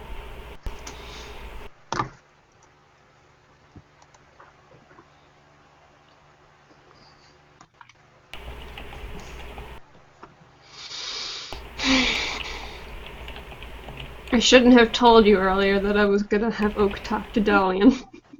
Nope. What is this talk about? I'm so curious. You and Stuff everyone between else. Oak and Dalian. I don't think Dalian even really knows what the talk is about. No, she just knows she needs to avoid Oak because she's not enjoying the vibes she's getting. Okay, before Dalian can go downstairs, Oh Oak god. will quickly grab her arm. And he says, Dalian, in a very serious voice. He's Dalian, can we please talk? I'd really like to clear the air between us. Why? Because I don't. No, not to you, not to you. What? What? What do you mean? I don't know. There's a certain random strength saving throw. Well, yeah, but Ray is doing stuff and we don't know. Okay. Food.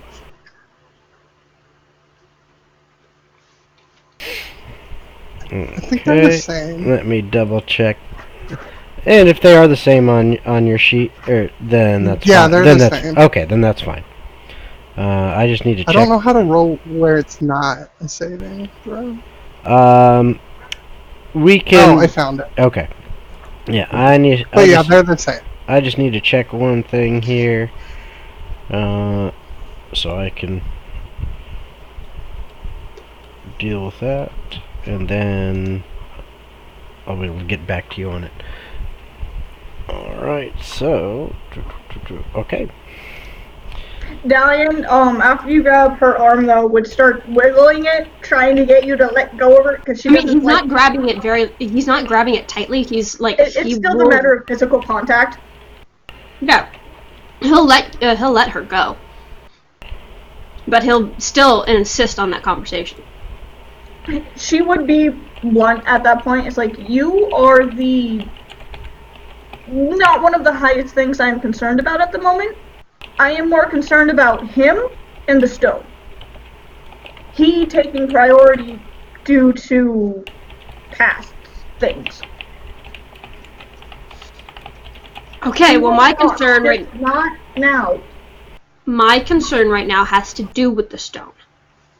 And that's part of why I would like to talk to you. The stone's gonna be handled. I know, but I'd still like to talk to you. We're getting rid of it tomorrow anyway. Can we still talk? Not right now. Hey, Songbird, can you let us talk? Can you give us some privacy? I want to go eat. I'd like Of to talk course I to can. I have business to attend to. Traitor! She would instantly turn to Songbird and just call him a traitor. And He then says, this is Oak gives him his first. Oak gives Songbird his first genuine smile, and he says, "Thank you." and he says, "Remember to tip your waiters." No, no, yeah. Dalian would just literally be standing there looking at Songbird with this. Why? Why would you abandon me again? I'm not abandoning you. I'm trying to give space to you and your companions to deal with whatever it is you need to deal with, because the things that we need to deal with, as he looks at you, might require every person at our disposal. So we cannot have rifts. So please. She would just point at him and say in undercommon again, traitor. But it wouldn't be like a serious, you're a traitor kind of a thing. It's more of a joking. Yeah, it's more of kind of a, Let me down. yeah, you jerk, that kind of thing, right? Yeah. Yeah. Okay. Before she would turn back and look at Oak and go, fine, you win. I still want food. Okay, we can get food afterwards, but I'd really let's talk first and then food. Okay? Fine. Thank you. Okay. Now you're just gonna need to listen to me. And she would wave to the room so they're not just standing in the middle of the hall. Okay, he goes into the room, so they're not just standing in the middle of the hall. You're just gonna need to listen to me, okay? Don't talk until I'm finished. I got fries. I'm talking. Dalian. I know. Okay. About the time when with the ogres in the cave, and I insisted that I went to stealth ahead, and not letting you or anyone else do it, really. That wasn't meant to be an insult towards you, Dalian. I respect you enough to know that you are, like, the best at a lot of things. Probably everything. She would get this not everything look on her face. Well, Oak doesn't know many people. What I meant by putting myself first was that I wanted to put myself in the line, first in the line of danger, because my goal is to make sure everyone gets to whatever place they want to be alive. And if that means I have to die to protect you guys to get there, then that's fine for me. I just want to let you know that I didn't mean to insult you. It would take a lot more than that to fully insult me. If you called me a worthless drow who deserves to be in chains, then yeah, you would have insulted me. But just not listening to me doesn't insult me. Okay. So if I ever do anything like that again, it's because I want to protect everyone. Not because I'm dismissing any of your strengths. Okay? I guess that's on you. Cool. Although, maybe think a little more before just running head first. Because if you want people to trust you to be able to protect them, you need to trust that they can do it themselves.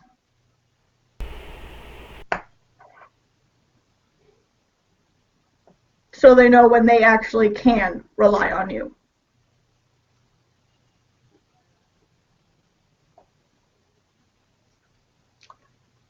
Okay. Can I go get my cheese now? Yeah, you can go get food. Oh, well, Was there anything else? no. That was just that was it. So, are we good now? I guess. Cool. Hey, you're not going to try to stab Songbird, are you? No, maybe. I mean, if he turns out to be a dirty, lying thief and a cheat, then yeah, sure. He is a dirty, lying thief and a cheat, but that's besides the point. Yeah, but if he does any of that stuff to us, specifically Can't promise anything. you, Zoran, or Rhea, then I'm gonna kill him. Can't promise anything. Okay, cool. So if he does any of that stuff, can I kill him? No. Do I have permission to at least maim him? No. Can I take a finger off? No. Can I stab him non-fatally? No. And the only reason I say that is because you wouldn't get the hit on him. How do you know? I can't even get a hit on him. That is concerning. But if I do manage to, do I have your permission? If you manage it, I'll be impressed. Cool, so if I can hit him, then I have permission. Just not fatally. Okay, yeah, that's fine. Because to be fair, he probably had it coming. Okay. And then he goes downstairs for lunch. Alright. So, Ray and the father are already downstairs by the time you guys head down that way. And they've already got a table. And if you guys want to sit and have lunch, you go ahead and do such. She would instantly look for Songbird. Okay. Go ahead and give a perception check. Yeah.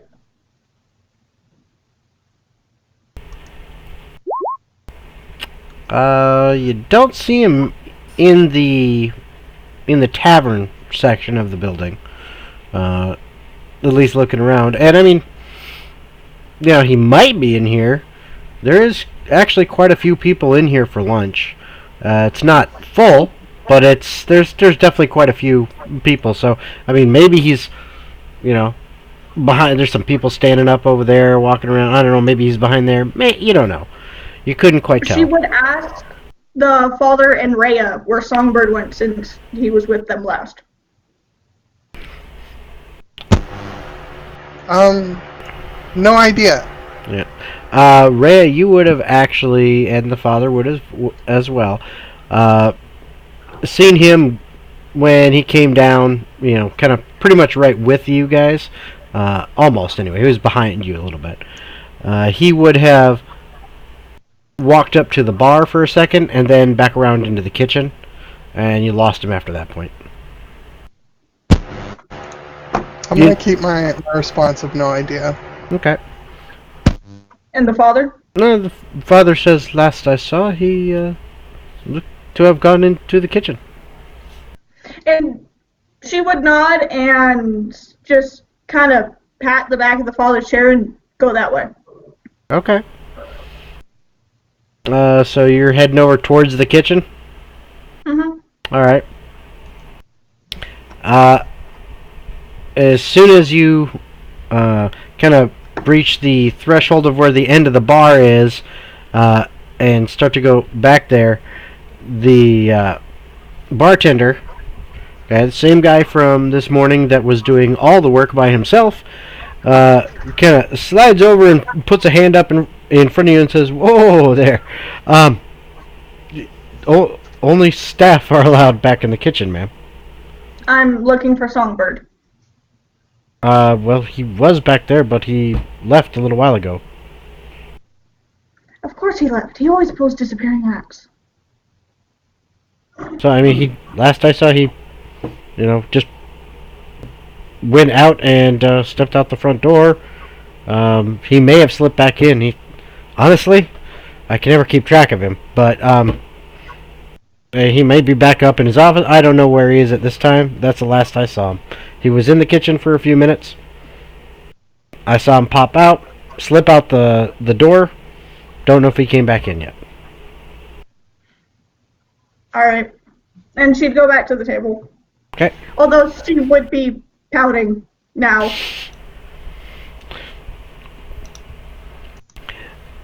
Alright. Is there anything else you guys want to do at lunch, or anything you want to do for the afternoon portion of the day? Is there any tasks or anything you want to accomplish? Can I suggest a game of fours?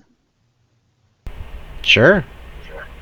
Because she wants to play against Songbird later, but he's a cheat. Yeah, if you guys want to play a game of fours, you can. Because I think I have a deck of cards. I think. Dalian, I'm not positive. It should be in your D&D Beyond, in all your equipment and stuff. You should be able to see. I don't have cards, but I have a set of dice. You have a set of dice, yes. Very good. Dice are always fun. No, Dalian has a dice set as well.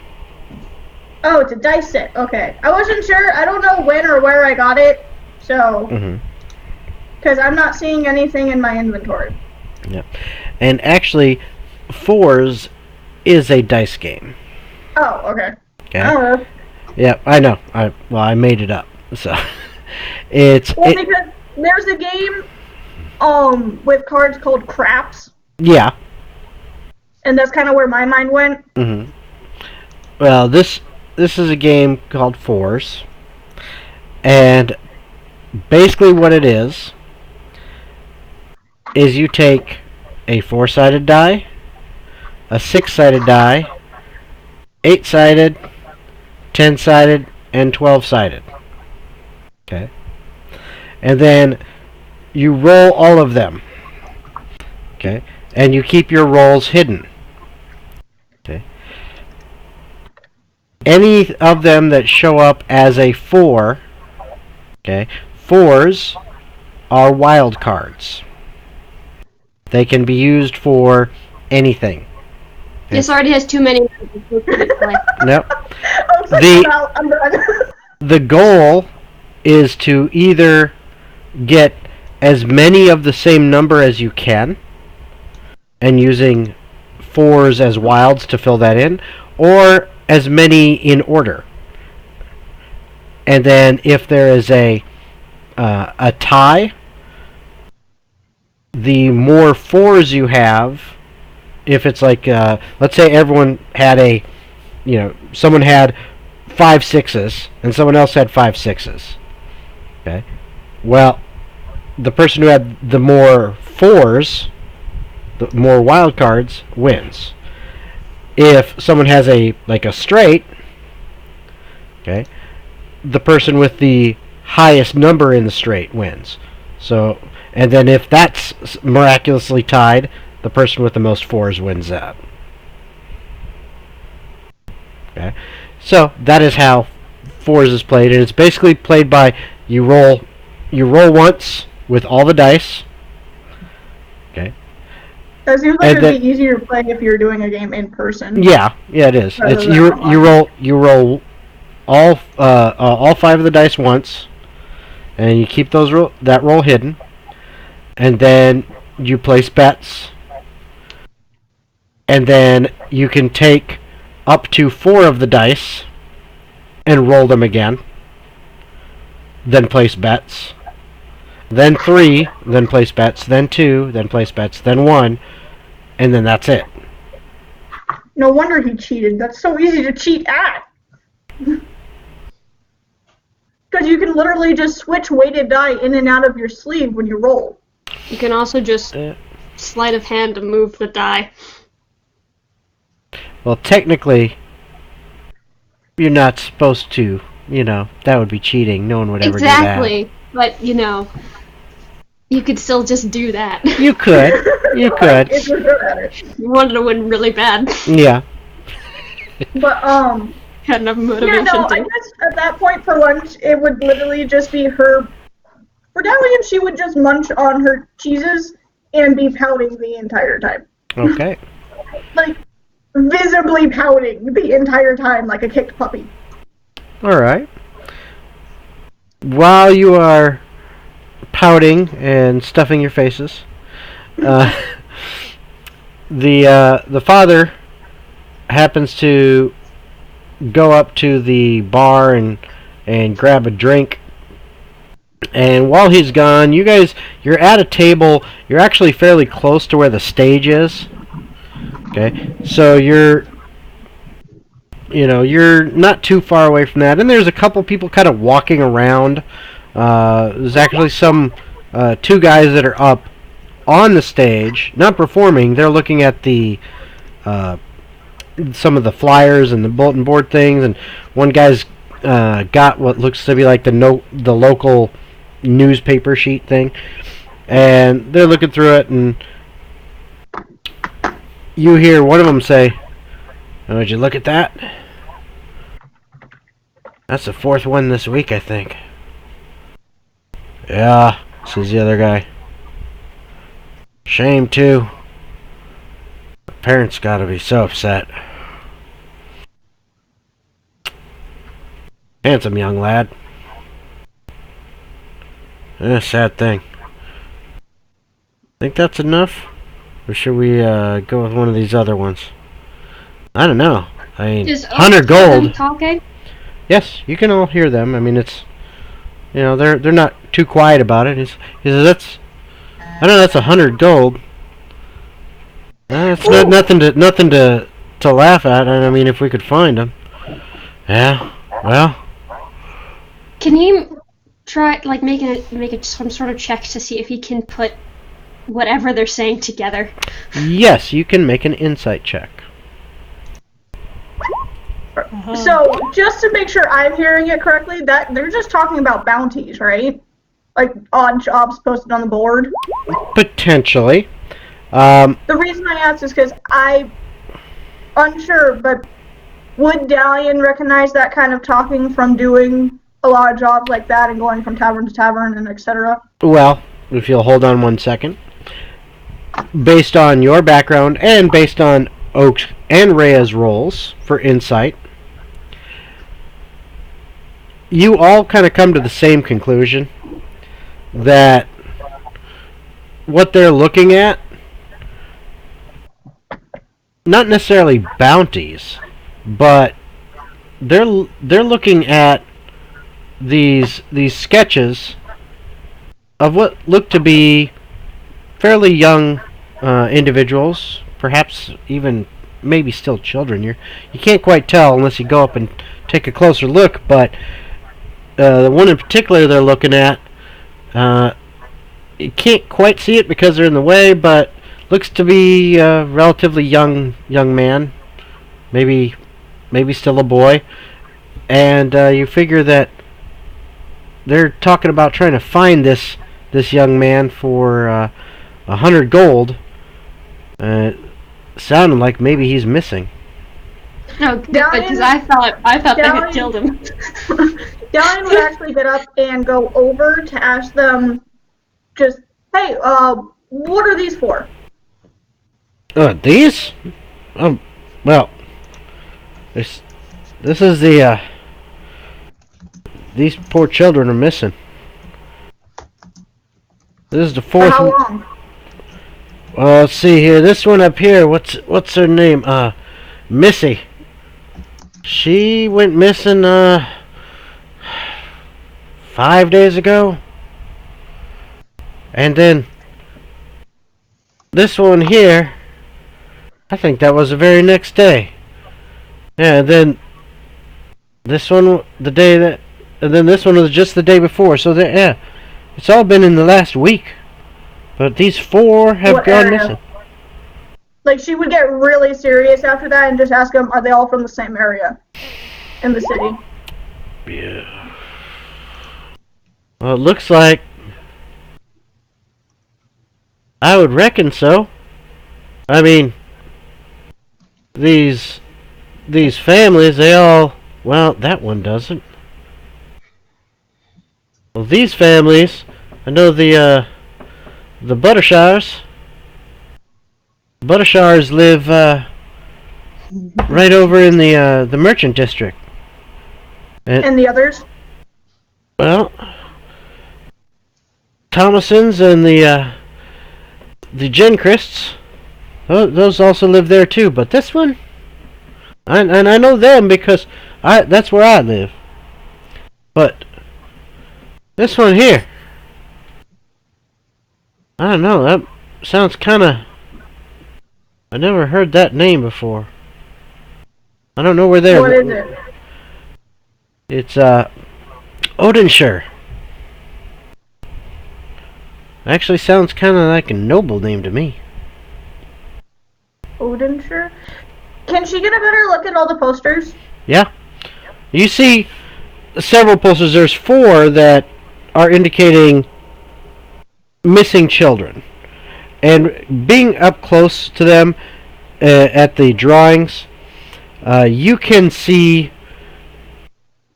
a lot that these are definitely children, but they're probably, a little older. Maybe, like, just preteens or right, 12, 13, maybe 14 at, in human years, or the equivalent, because, it's kind of hard to tell from the drawings. They mostly look to be human, but it could also just be a, that might be a half-elf. Yeah. The ears are slightly pointy, and that just could be the sketch artist wasn't the greatest, but they're definitely children. They're young. And these are missing posters. And then on the rest of the board, there's job postings for various things on there as well. You see... what about the... you said Odinshire? Odinshire. Odinshire. Odinshire, you're looking at that one. It is a young man.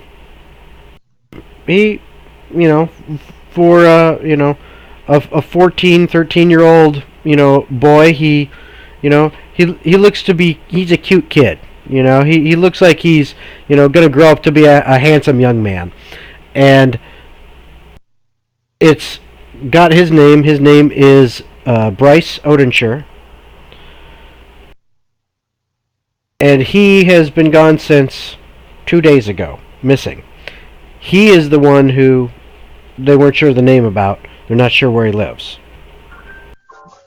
She wants, Dalian will take down all of the posters and without even bothering to go back to the table, head towards, Songbird's office, hoping he's up there. Okay. Okay. Yeah, I was gonna answer you there, Rhea, but I see you just remembered. Okay. Sorry, I was dealing with what was going on there, so that's why I wasn't typing. Okay. But yeah, Dalian would just instantly start taking down each of the posters and go straight for the office. Okay, and as you do that, one of them says, "Hey, I was gonna take the." Never mind. Not like I would have found him anyway. Oh, buck up! You would have found some, Brad. I know you would. Give yourself some credit. You're a good tracker. Yeah. You can hear them kind of. One's pepping the other one up, and the other one's not having. Yeah, whatever. Oak, noticing Dalian acting kind of strange, will follow her. Okay. Rhea, are you going to sit there as well, or are you going to move on? I'm eating. Okay. Now, while you're eating, I want you to roll a history check, please.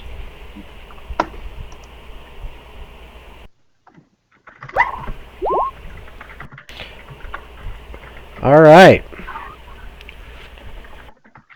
You recognize that name, Odinshire. Oh fuck. It's in your recollection. That's not a bad name. You know it's a noble name. And you haven't spent a ton of time in Asteron. You spent some time here before your trip to West Shore. But you're pretty sure that you had bumped into a couple Odinshires. You don't specifically remember any, younger ones, any younger boys or girls. You mostly, the ones you bumped into seem to be, in their late 30s, early 40s, humans. But from what you can recall, they seem to be involved in, had a couple businesses, mostly dealing with selling goods, merchants, stuff like that. Mostly trade goods. They actually compete somewhat with the Redstones out of Oceania. So, I mean, for you, it seems reasonable that these Odinshires would most likely live in the noble district of the city somewhere, because that's where you ran into them when you were last through here. Okay. Okay. Dalian, as you, with Oak in tow behind you, get up to Songbird's office. Do you knock? Do you just go in? I wouldn't just barge in, but I would definitely start knocking fairly rapidly. Okay. And you hear from within, yes, what is it? Opening the door, she would walk in and instantly hold up the missing posters and go, "I'm asking for a favor." Okay. And she'd walk over and put them down right in front of him so he could see all of them and go, "Generally when a child goes missing one day after the other, that either means that a cult is going around trying to collect sacrifices or it's slavers. Regardless, they normally pick from the lower districts first, such as market children or the like, because nobody would notice them. They generally go after rich children last once they start getting cocky." Well, that makes sense. I never really thought about that. I mean, honestly, this seems to happen, every few months. no one ever finds the children, and So it happens every few months for about a week at a time. yeah, a week or two. At this point, Oak pipes up. He's just like, well, kids go missing all the time. I mean, they just go out and explore the forest or whatever and just die or whatever. And Donnie would actually get a bit snappy and go, regardless if kids go missing all the time or not, I am not letting any of them come across slavers if that's what's going on. Okay, I get that, but it might just be them running away or something. If it was kids just running away, somebody would have noticed them by now. Just from facial recognition in a city like this, or from the smaller towns. What's facial recognition? It's this new software we put in at the gate. It's when they open the big wooden and iron doors as they open it up. There's a do they cut off your face? no. There's a gnome embedded in the door. That's a wizard, and he scans you with a spell. I still don't get it. Yeah, I don't either. It's too complicated. Just messing with ya. All right. Why don't they go by fingerprints?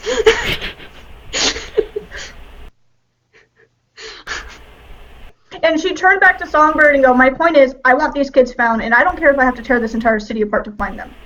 If you have slavers in this city, I want them dead. if there are, and you find them, by all means, please, I will help you destroy them. Help me. But I have no knowledge of any. Then ask Crow. If you have direct ties to be able to get a hold of him because of business, all I have is one of his birds. And that could take weeks or days, depending on where I'm at.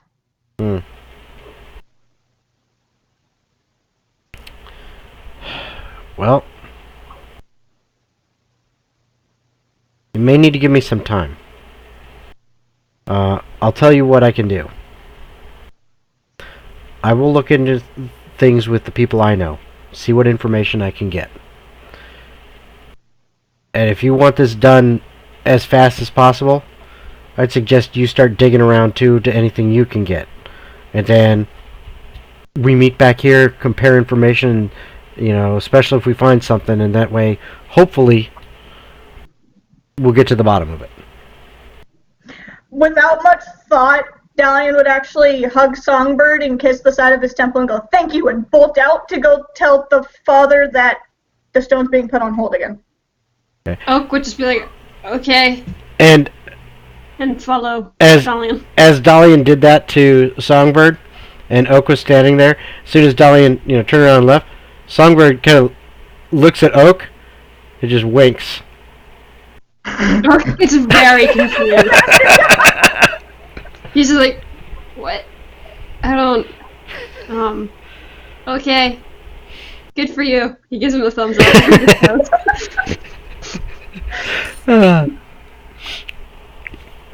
All right. Dalian would go back downstairs to talk to Father Dimspoon, having taken the poster. She'll give it back to Songbird later, but she would go back down to Father Dimspoon and put them in front of him and go, the stone's being put on hold.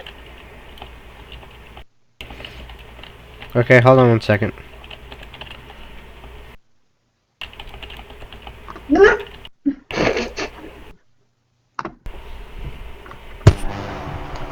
Yeah.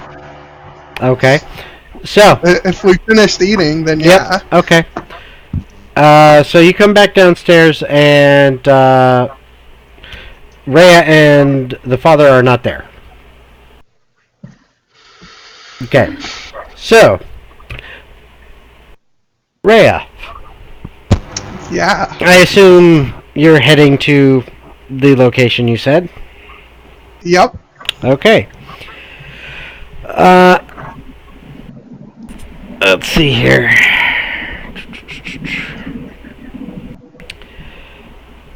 It took you a good... If they took the stone, 10 minutes. She's not even gonna care at this point. Took you a good 10 minutes. So you've been walking for about 10 minutes or so. And if you look at the screen, you guys can all see this the map of Asteron on the screen there. Actually, nothing's loading. Nothing's loading. What the heck in beans? I can see the map. Okay, hold on. I see it. Load the page. Actually, yeah. Let me refresh on my end. On 'Cause I have Roll20, black. just to make sure. Okay. Refresh this one here. See if that helps at all.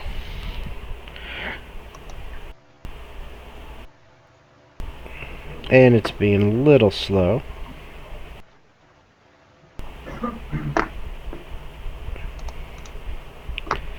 Okay. Alright, I refreshed it on my end and it seems to be working. If you're not seeing it on your end, go ahead and just hit the refresh or reload button. I did. Okay. And it should be popping up. Oh, just have black. I bet I know what's going on with yours. For some reason, your character does not like to play nice with this. Sorry. Hold on. Yeah, okay, there we My go. burgers are cold. Advance. Oh no. There we go. That help? You should be able to see now, Delian. Yes, now I can see it. Okay. Okay, so this That's very. this is the map of Asteron. Okay. Now I'm going to kind of zoom it a little bit here to change it. If you can see, you guys are currently in this district right here. Okay. There is, if you'll notice, there are multiple walls around this city. I've got this outer wall way out here on the edge. That does not extend into the water. So it's a very poor wall. No, it does not extend into the water, but that's why the naval blockade exists. Oh, that makes sense. They have a But very still- very strong navy and constantly have ships going in and out of port. Yeah, but you can just sneak around the wall. Oh, not there. You will find out if you ever go investigate right around those walls. But you are, for the most part, have been in this district here, okay, as well as some have ventured into here more towards the to see more of the market side of things, market district. And the church is here and has its own walls. Okay, this is the High Church of Palor. I love how there's a specific path among the trees to get to the entrance in the walls. It's been cultivated over many, many, many years. Of course there's a specific path. They grew those trees exactly that way. Like bonsai. So, Rhea, you and the father have gone probably from, let's actually see if I can mark it. If you see right here, this building in specific, that is the tavern / inn that you are at. Okay? Which is simply known as Crow's Inn. And you can see as some of this looks sparse, there's actually a lot more buildings in and around there. Okay. I just didn't want to make it too cluttered so that it was hard to actually see anything in particular. Okay. But pretty much almost all of the dead green space, and some of these, there's way more buildings in there. Okay. So Rhea, you and the father have gone from here, and about 10 minutes of walking have gotten you down about there. And that's when Dalian and Oak get back to the breakfast area, the tavern area itself, and see that you guys are not there. Oh, there you go.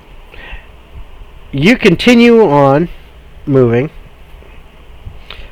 and eventually, after another 15 to 20 minutes, you come to a wall with a gate in it. Okay. This wall... And this is why Dahlia never trusts anyone. The walls here are just as solid and just as tall as the outer walls of the city. The gate is just as robust and reinforced with a strong, dark, heavy wood and iron reinforcing going across it to make a very, very sturdy, if not impenetrable gate. The gate is open, and there are some guards at this gate. They are, however, not dressed as the city guards are. These guards are outfitted in... Hello, Templars. Yeah, in chainmail, full set of greaves, and each one of them has a longsword on their hip, a shield slung over on their back, and on the front of their armor, on a plate over the chainmail, is emblazoned the symbol of Pelor, as well as on the shield that they carry.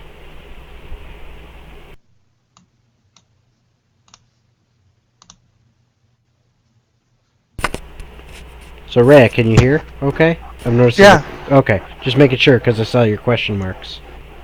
That was for Dalian. Oh, okay. They see you approach, and they see, Rhea, that you are walking with a cleric of their order. And they simply wave you on through.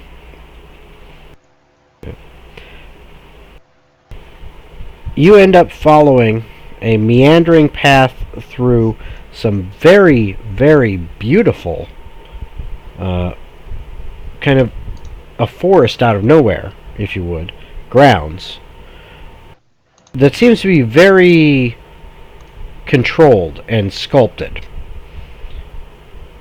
It's almost as if every tree in there was put in place by hand in a specific position and only allowed to take up a certain amount of space. It seems for a lot of trees it seems ordered. Even though it looks random at the outset, there's some kind of order to it. Like control. But the grounds themselves are beautiful. And every once in a while, as you are walking through what seems to be a fairly clear and wide path,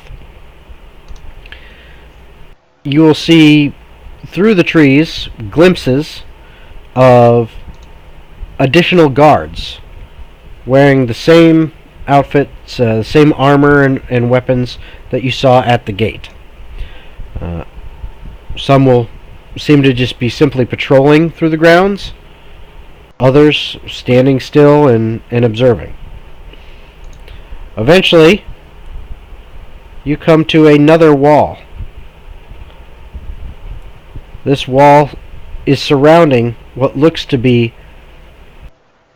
one of the tallest buildings that you have seen. It is at least 6 stories tall.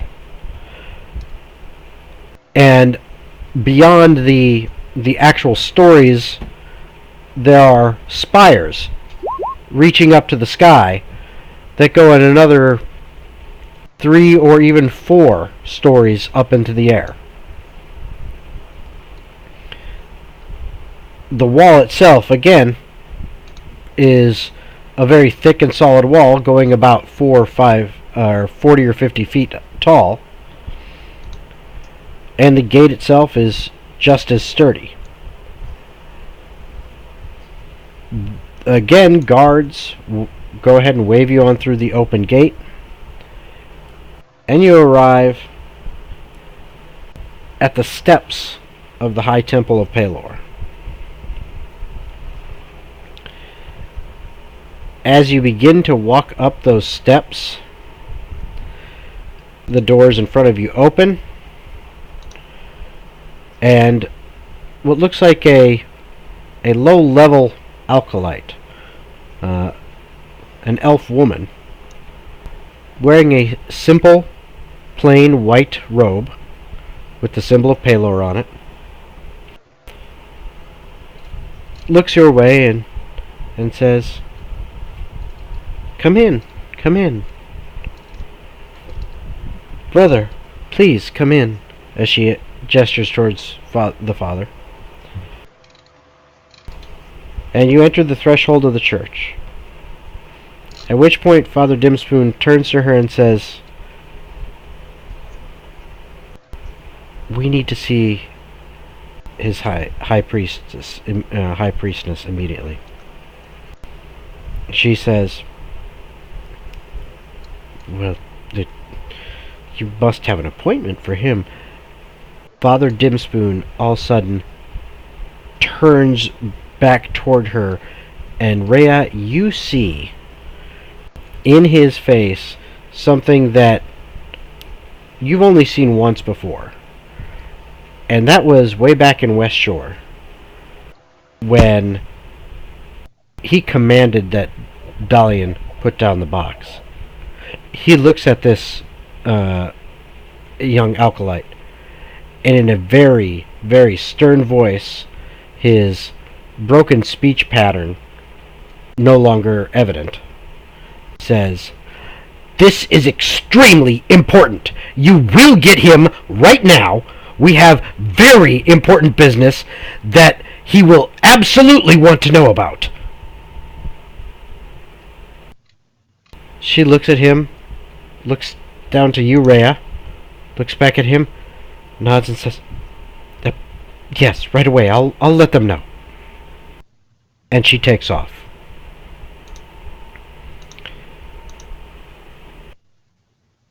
A few moments later,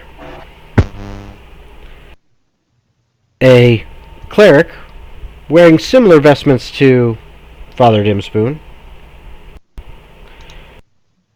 comes down the main sanctuary aisle in the center, right towards you,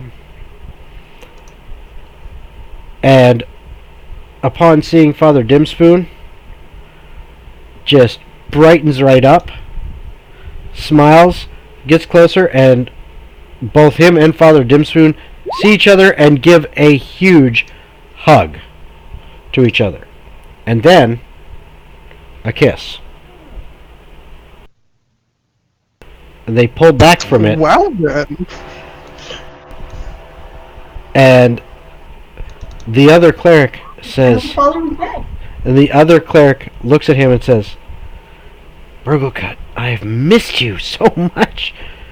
Where have you been?" And he says, "You know I was stationed in West Shore. It's been a long time, Sebastian. We have grave news. Rhea, show him, please." Alright, I take it out and show him. And all of you wonder why Dahlia never trusts any of you. Hey, you were putting it off. I'm just getting And now she's gonna kick you and tell you guys to go fuck yourselves. So Rhea pulls that out, and the cleric, who Father Dimspoon called Sebastian, looks at it and goes, "What is this?" And Father Dimspoon says, Look, I've had to do some things that I did not want to do, including hurting someone that I care about. But this young one happened to do something wrong, and I made a painful choice to use that to do something right.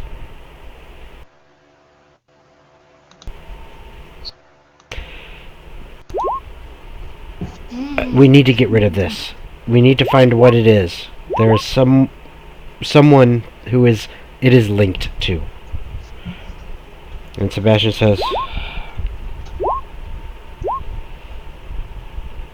"Alright. Let's take this to him. I know he'll see you." And Father Dimspoon turns to Rhea, and he puts his hands out for the box.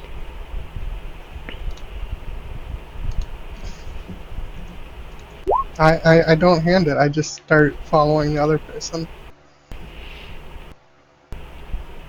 He's not walking off.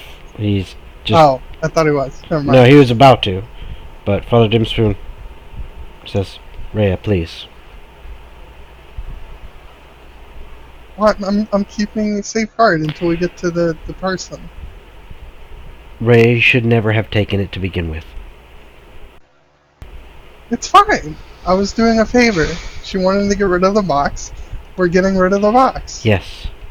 Please give it to me. But you said, like, not to give it to people. I told you not to touch it. Oh, whatever. And she gives him the box. Okay. So he takes it. And he says, "Very well. Let's get this over with." Turns, and Sebastian and Father Dimspoon start walking. And Ray, you can begin to follow. I do. Okay. Dahlia and Oak. Okay. So, you had arrived down in the tavern, food, breakfast area, whatever you want to call it, and the father and Ray are gone. And you have no idea where they went or what's happening.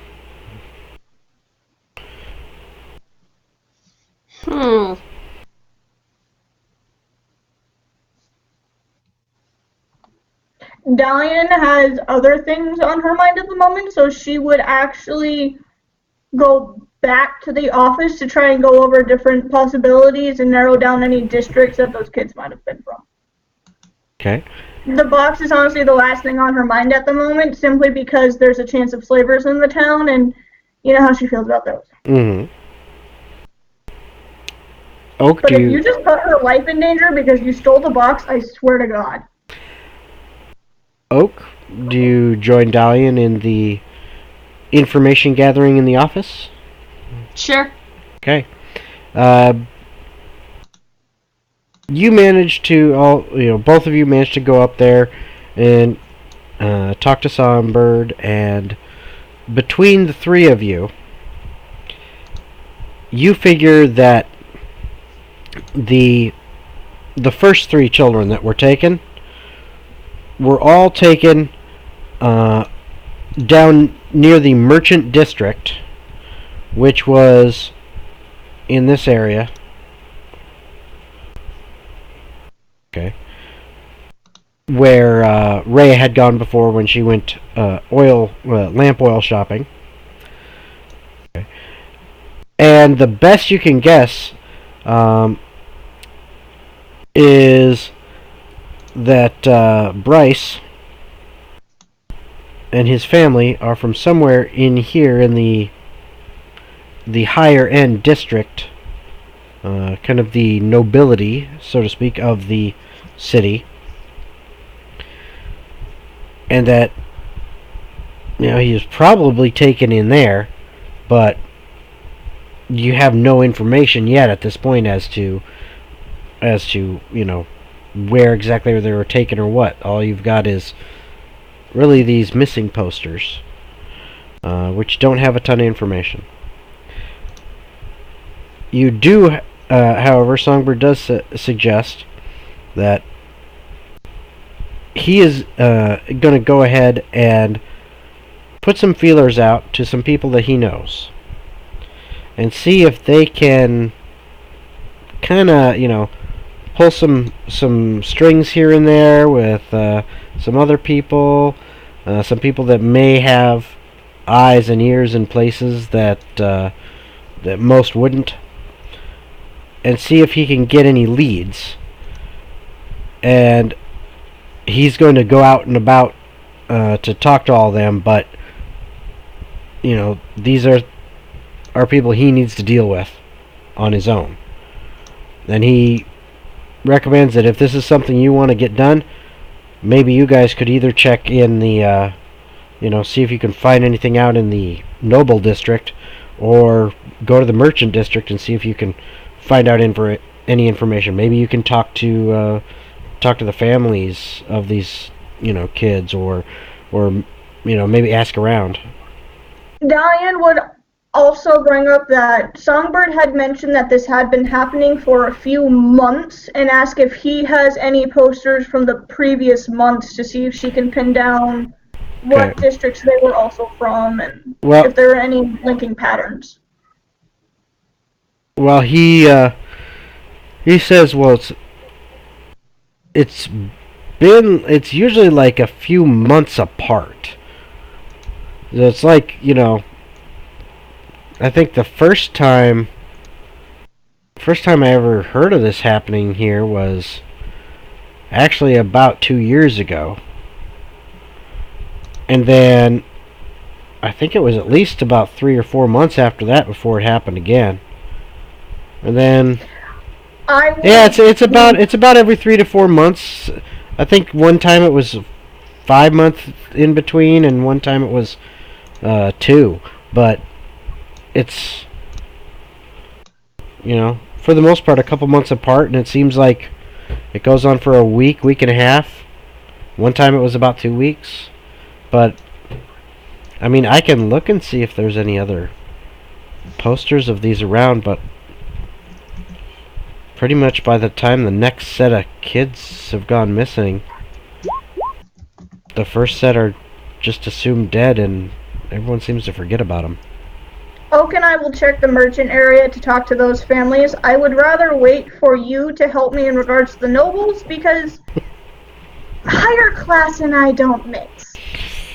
They don't like me either, because I'm scary, apparently. We'll talk about that later, the noble thing. But I'll see what I can dig up, and you see what you can dig up. I'd say...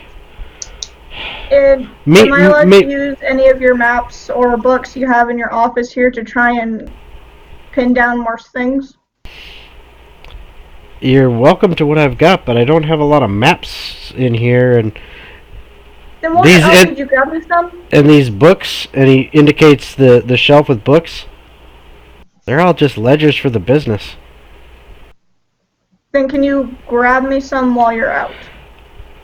I'll see what I can come across. Honestly, if you're going to the Merchant District, you're probably going to come across somewhere that's got to have maps more quicker than I am. Dalian, the moment he says that, would, honest to God, give him the cutest puppy dog face she can salvage and go, then do you have any gold you could let me borrow to get some? Dalian, we have plenty of gold. I'm not asking you, Oak. And we have plenty of money, and I don't want to use it, so... I'm the bank right now. I'm carrying this. And, Songbird says, "Hey, I'm providing free room and board. You should be able to handle the cost of a few maps on your own." We can. I thought you were always a woman pleaser. Well, That's just in certain things. Yeah, it's So situational. you're broke. It's just point blank. So you're broke. Good to know. We're not. We have like 300 gold. That wasn't the point of it, Oak. I don't care. I just. She would literally just reach over and pat his shoulder and go, just ignore it. You're being mean. It's called an inside joke. Oak starts to pout. All right, so he says, all right, I'm gonna go and see what I can find out. Why don't we meet back here? It might take a while. Honestly, I might be out all night, so why don't we meet back for breakfast tomorrow morning? And from there, we'll see what information we were able to pull. I'm using your bed as a desk then. Fine, I'm not going to be here. She doesn't like chairs. And So, like, sitting on a bed with everything spread around her is easier than sitting at a desk. Why not sit on the floor then? The You have floor's more too hard. room. The floor's too hard. Use a pillow. all right. Eh. And with that, that is where we're going to end for tonight. Where you guys have a looks like a new plan on what to do over the course of the rest of the day and the evening, and even into the middle of the night, morning, if you wish. Oh, because I really need to go. And just so you know, for next session, I want everyone to go ahead and now level up to 3. Yay! Awesome. I finally get my assassination stuff! And you guys get all sorts of good things because Oak is. Oh yeah. Oak's abilities are gonna kick in now. Totems. What's gonna kick in?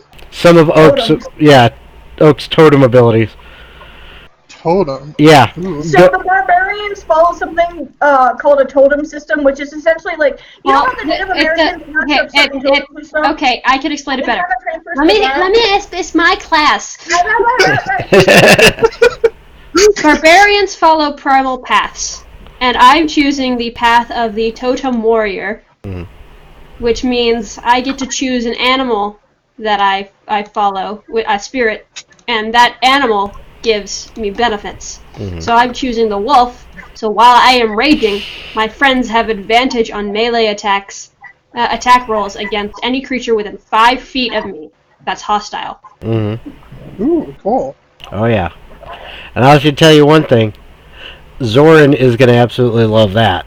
If you and Zoran go up and start, just smacking on something. All I know is after all of this, once she realizes they took the box and everything, she's going to literally refuse to go near Rhea or that priest ever again. Well, the priest had nothing to do with it, okay? It's still the premise of the priest went along with it and didn't tell Dalian what happened. Well, that's gonna make it real hard since Rhea's, gonna be sticking around the party. Dalian will from that point on, will legitimately start using any and all excuses to try and either kill Rhea or get her taken away. Why? Like, I mean, can't Dalian just, think about it for a No. second and be like, boxes gotten rid of? And No, that's because the whole premise was the box had to stay with Dalian simply because it was bonded to her. So now that the box is gone, for all she knows, you just put Dalian's life at risk. Again. So Well, we will deal with all that later on, because we're gonna have to end this session. So for anyone out there who actually watched our session tonight, I want to thank you for tuning in. We appreciate it. Please feel free to subscribe to the channel if you enjoy what we do. You can also watch us on YouTube. We'll post this video this Saturday. And if you watch on YouTube, you know, like, subscribe, hit the notification bell, all those fun things. And hopefully we'll see you next week. Thank you, and have a nice night.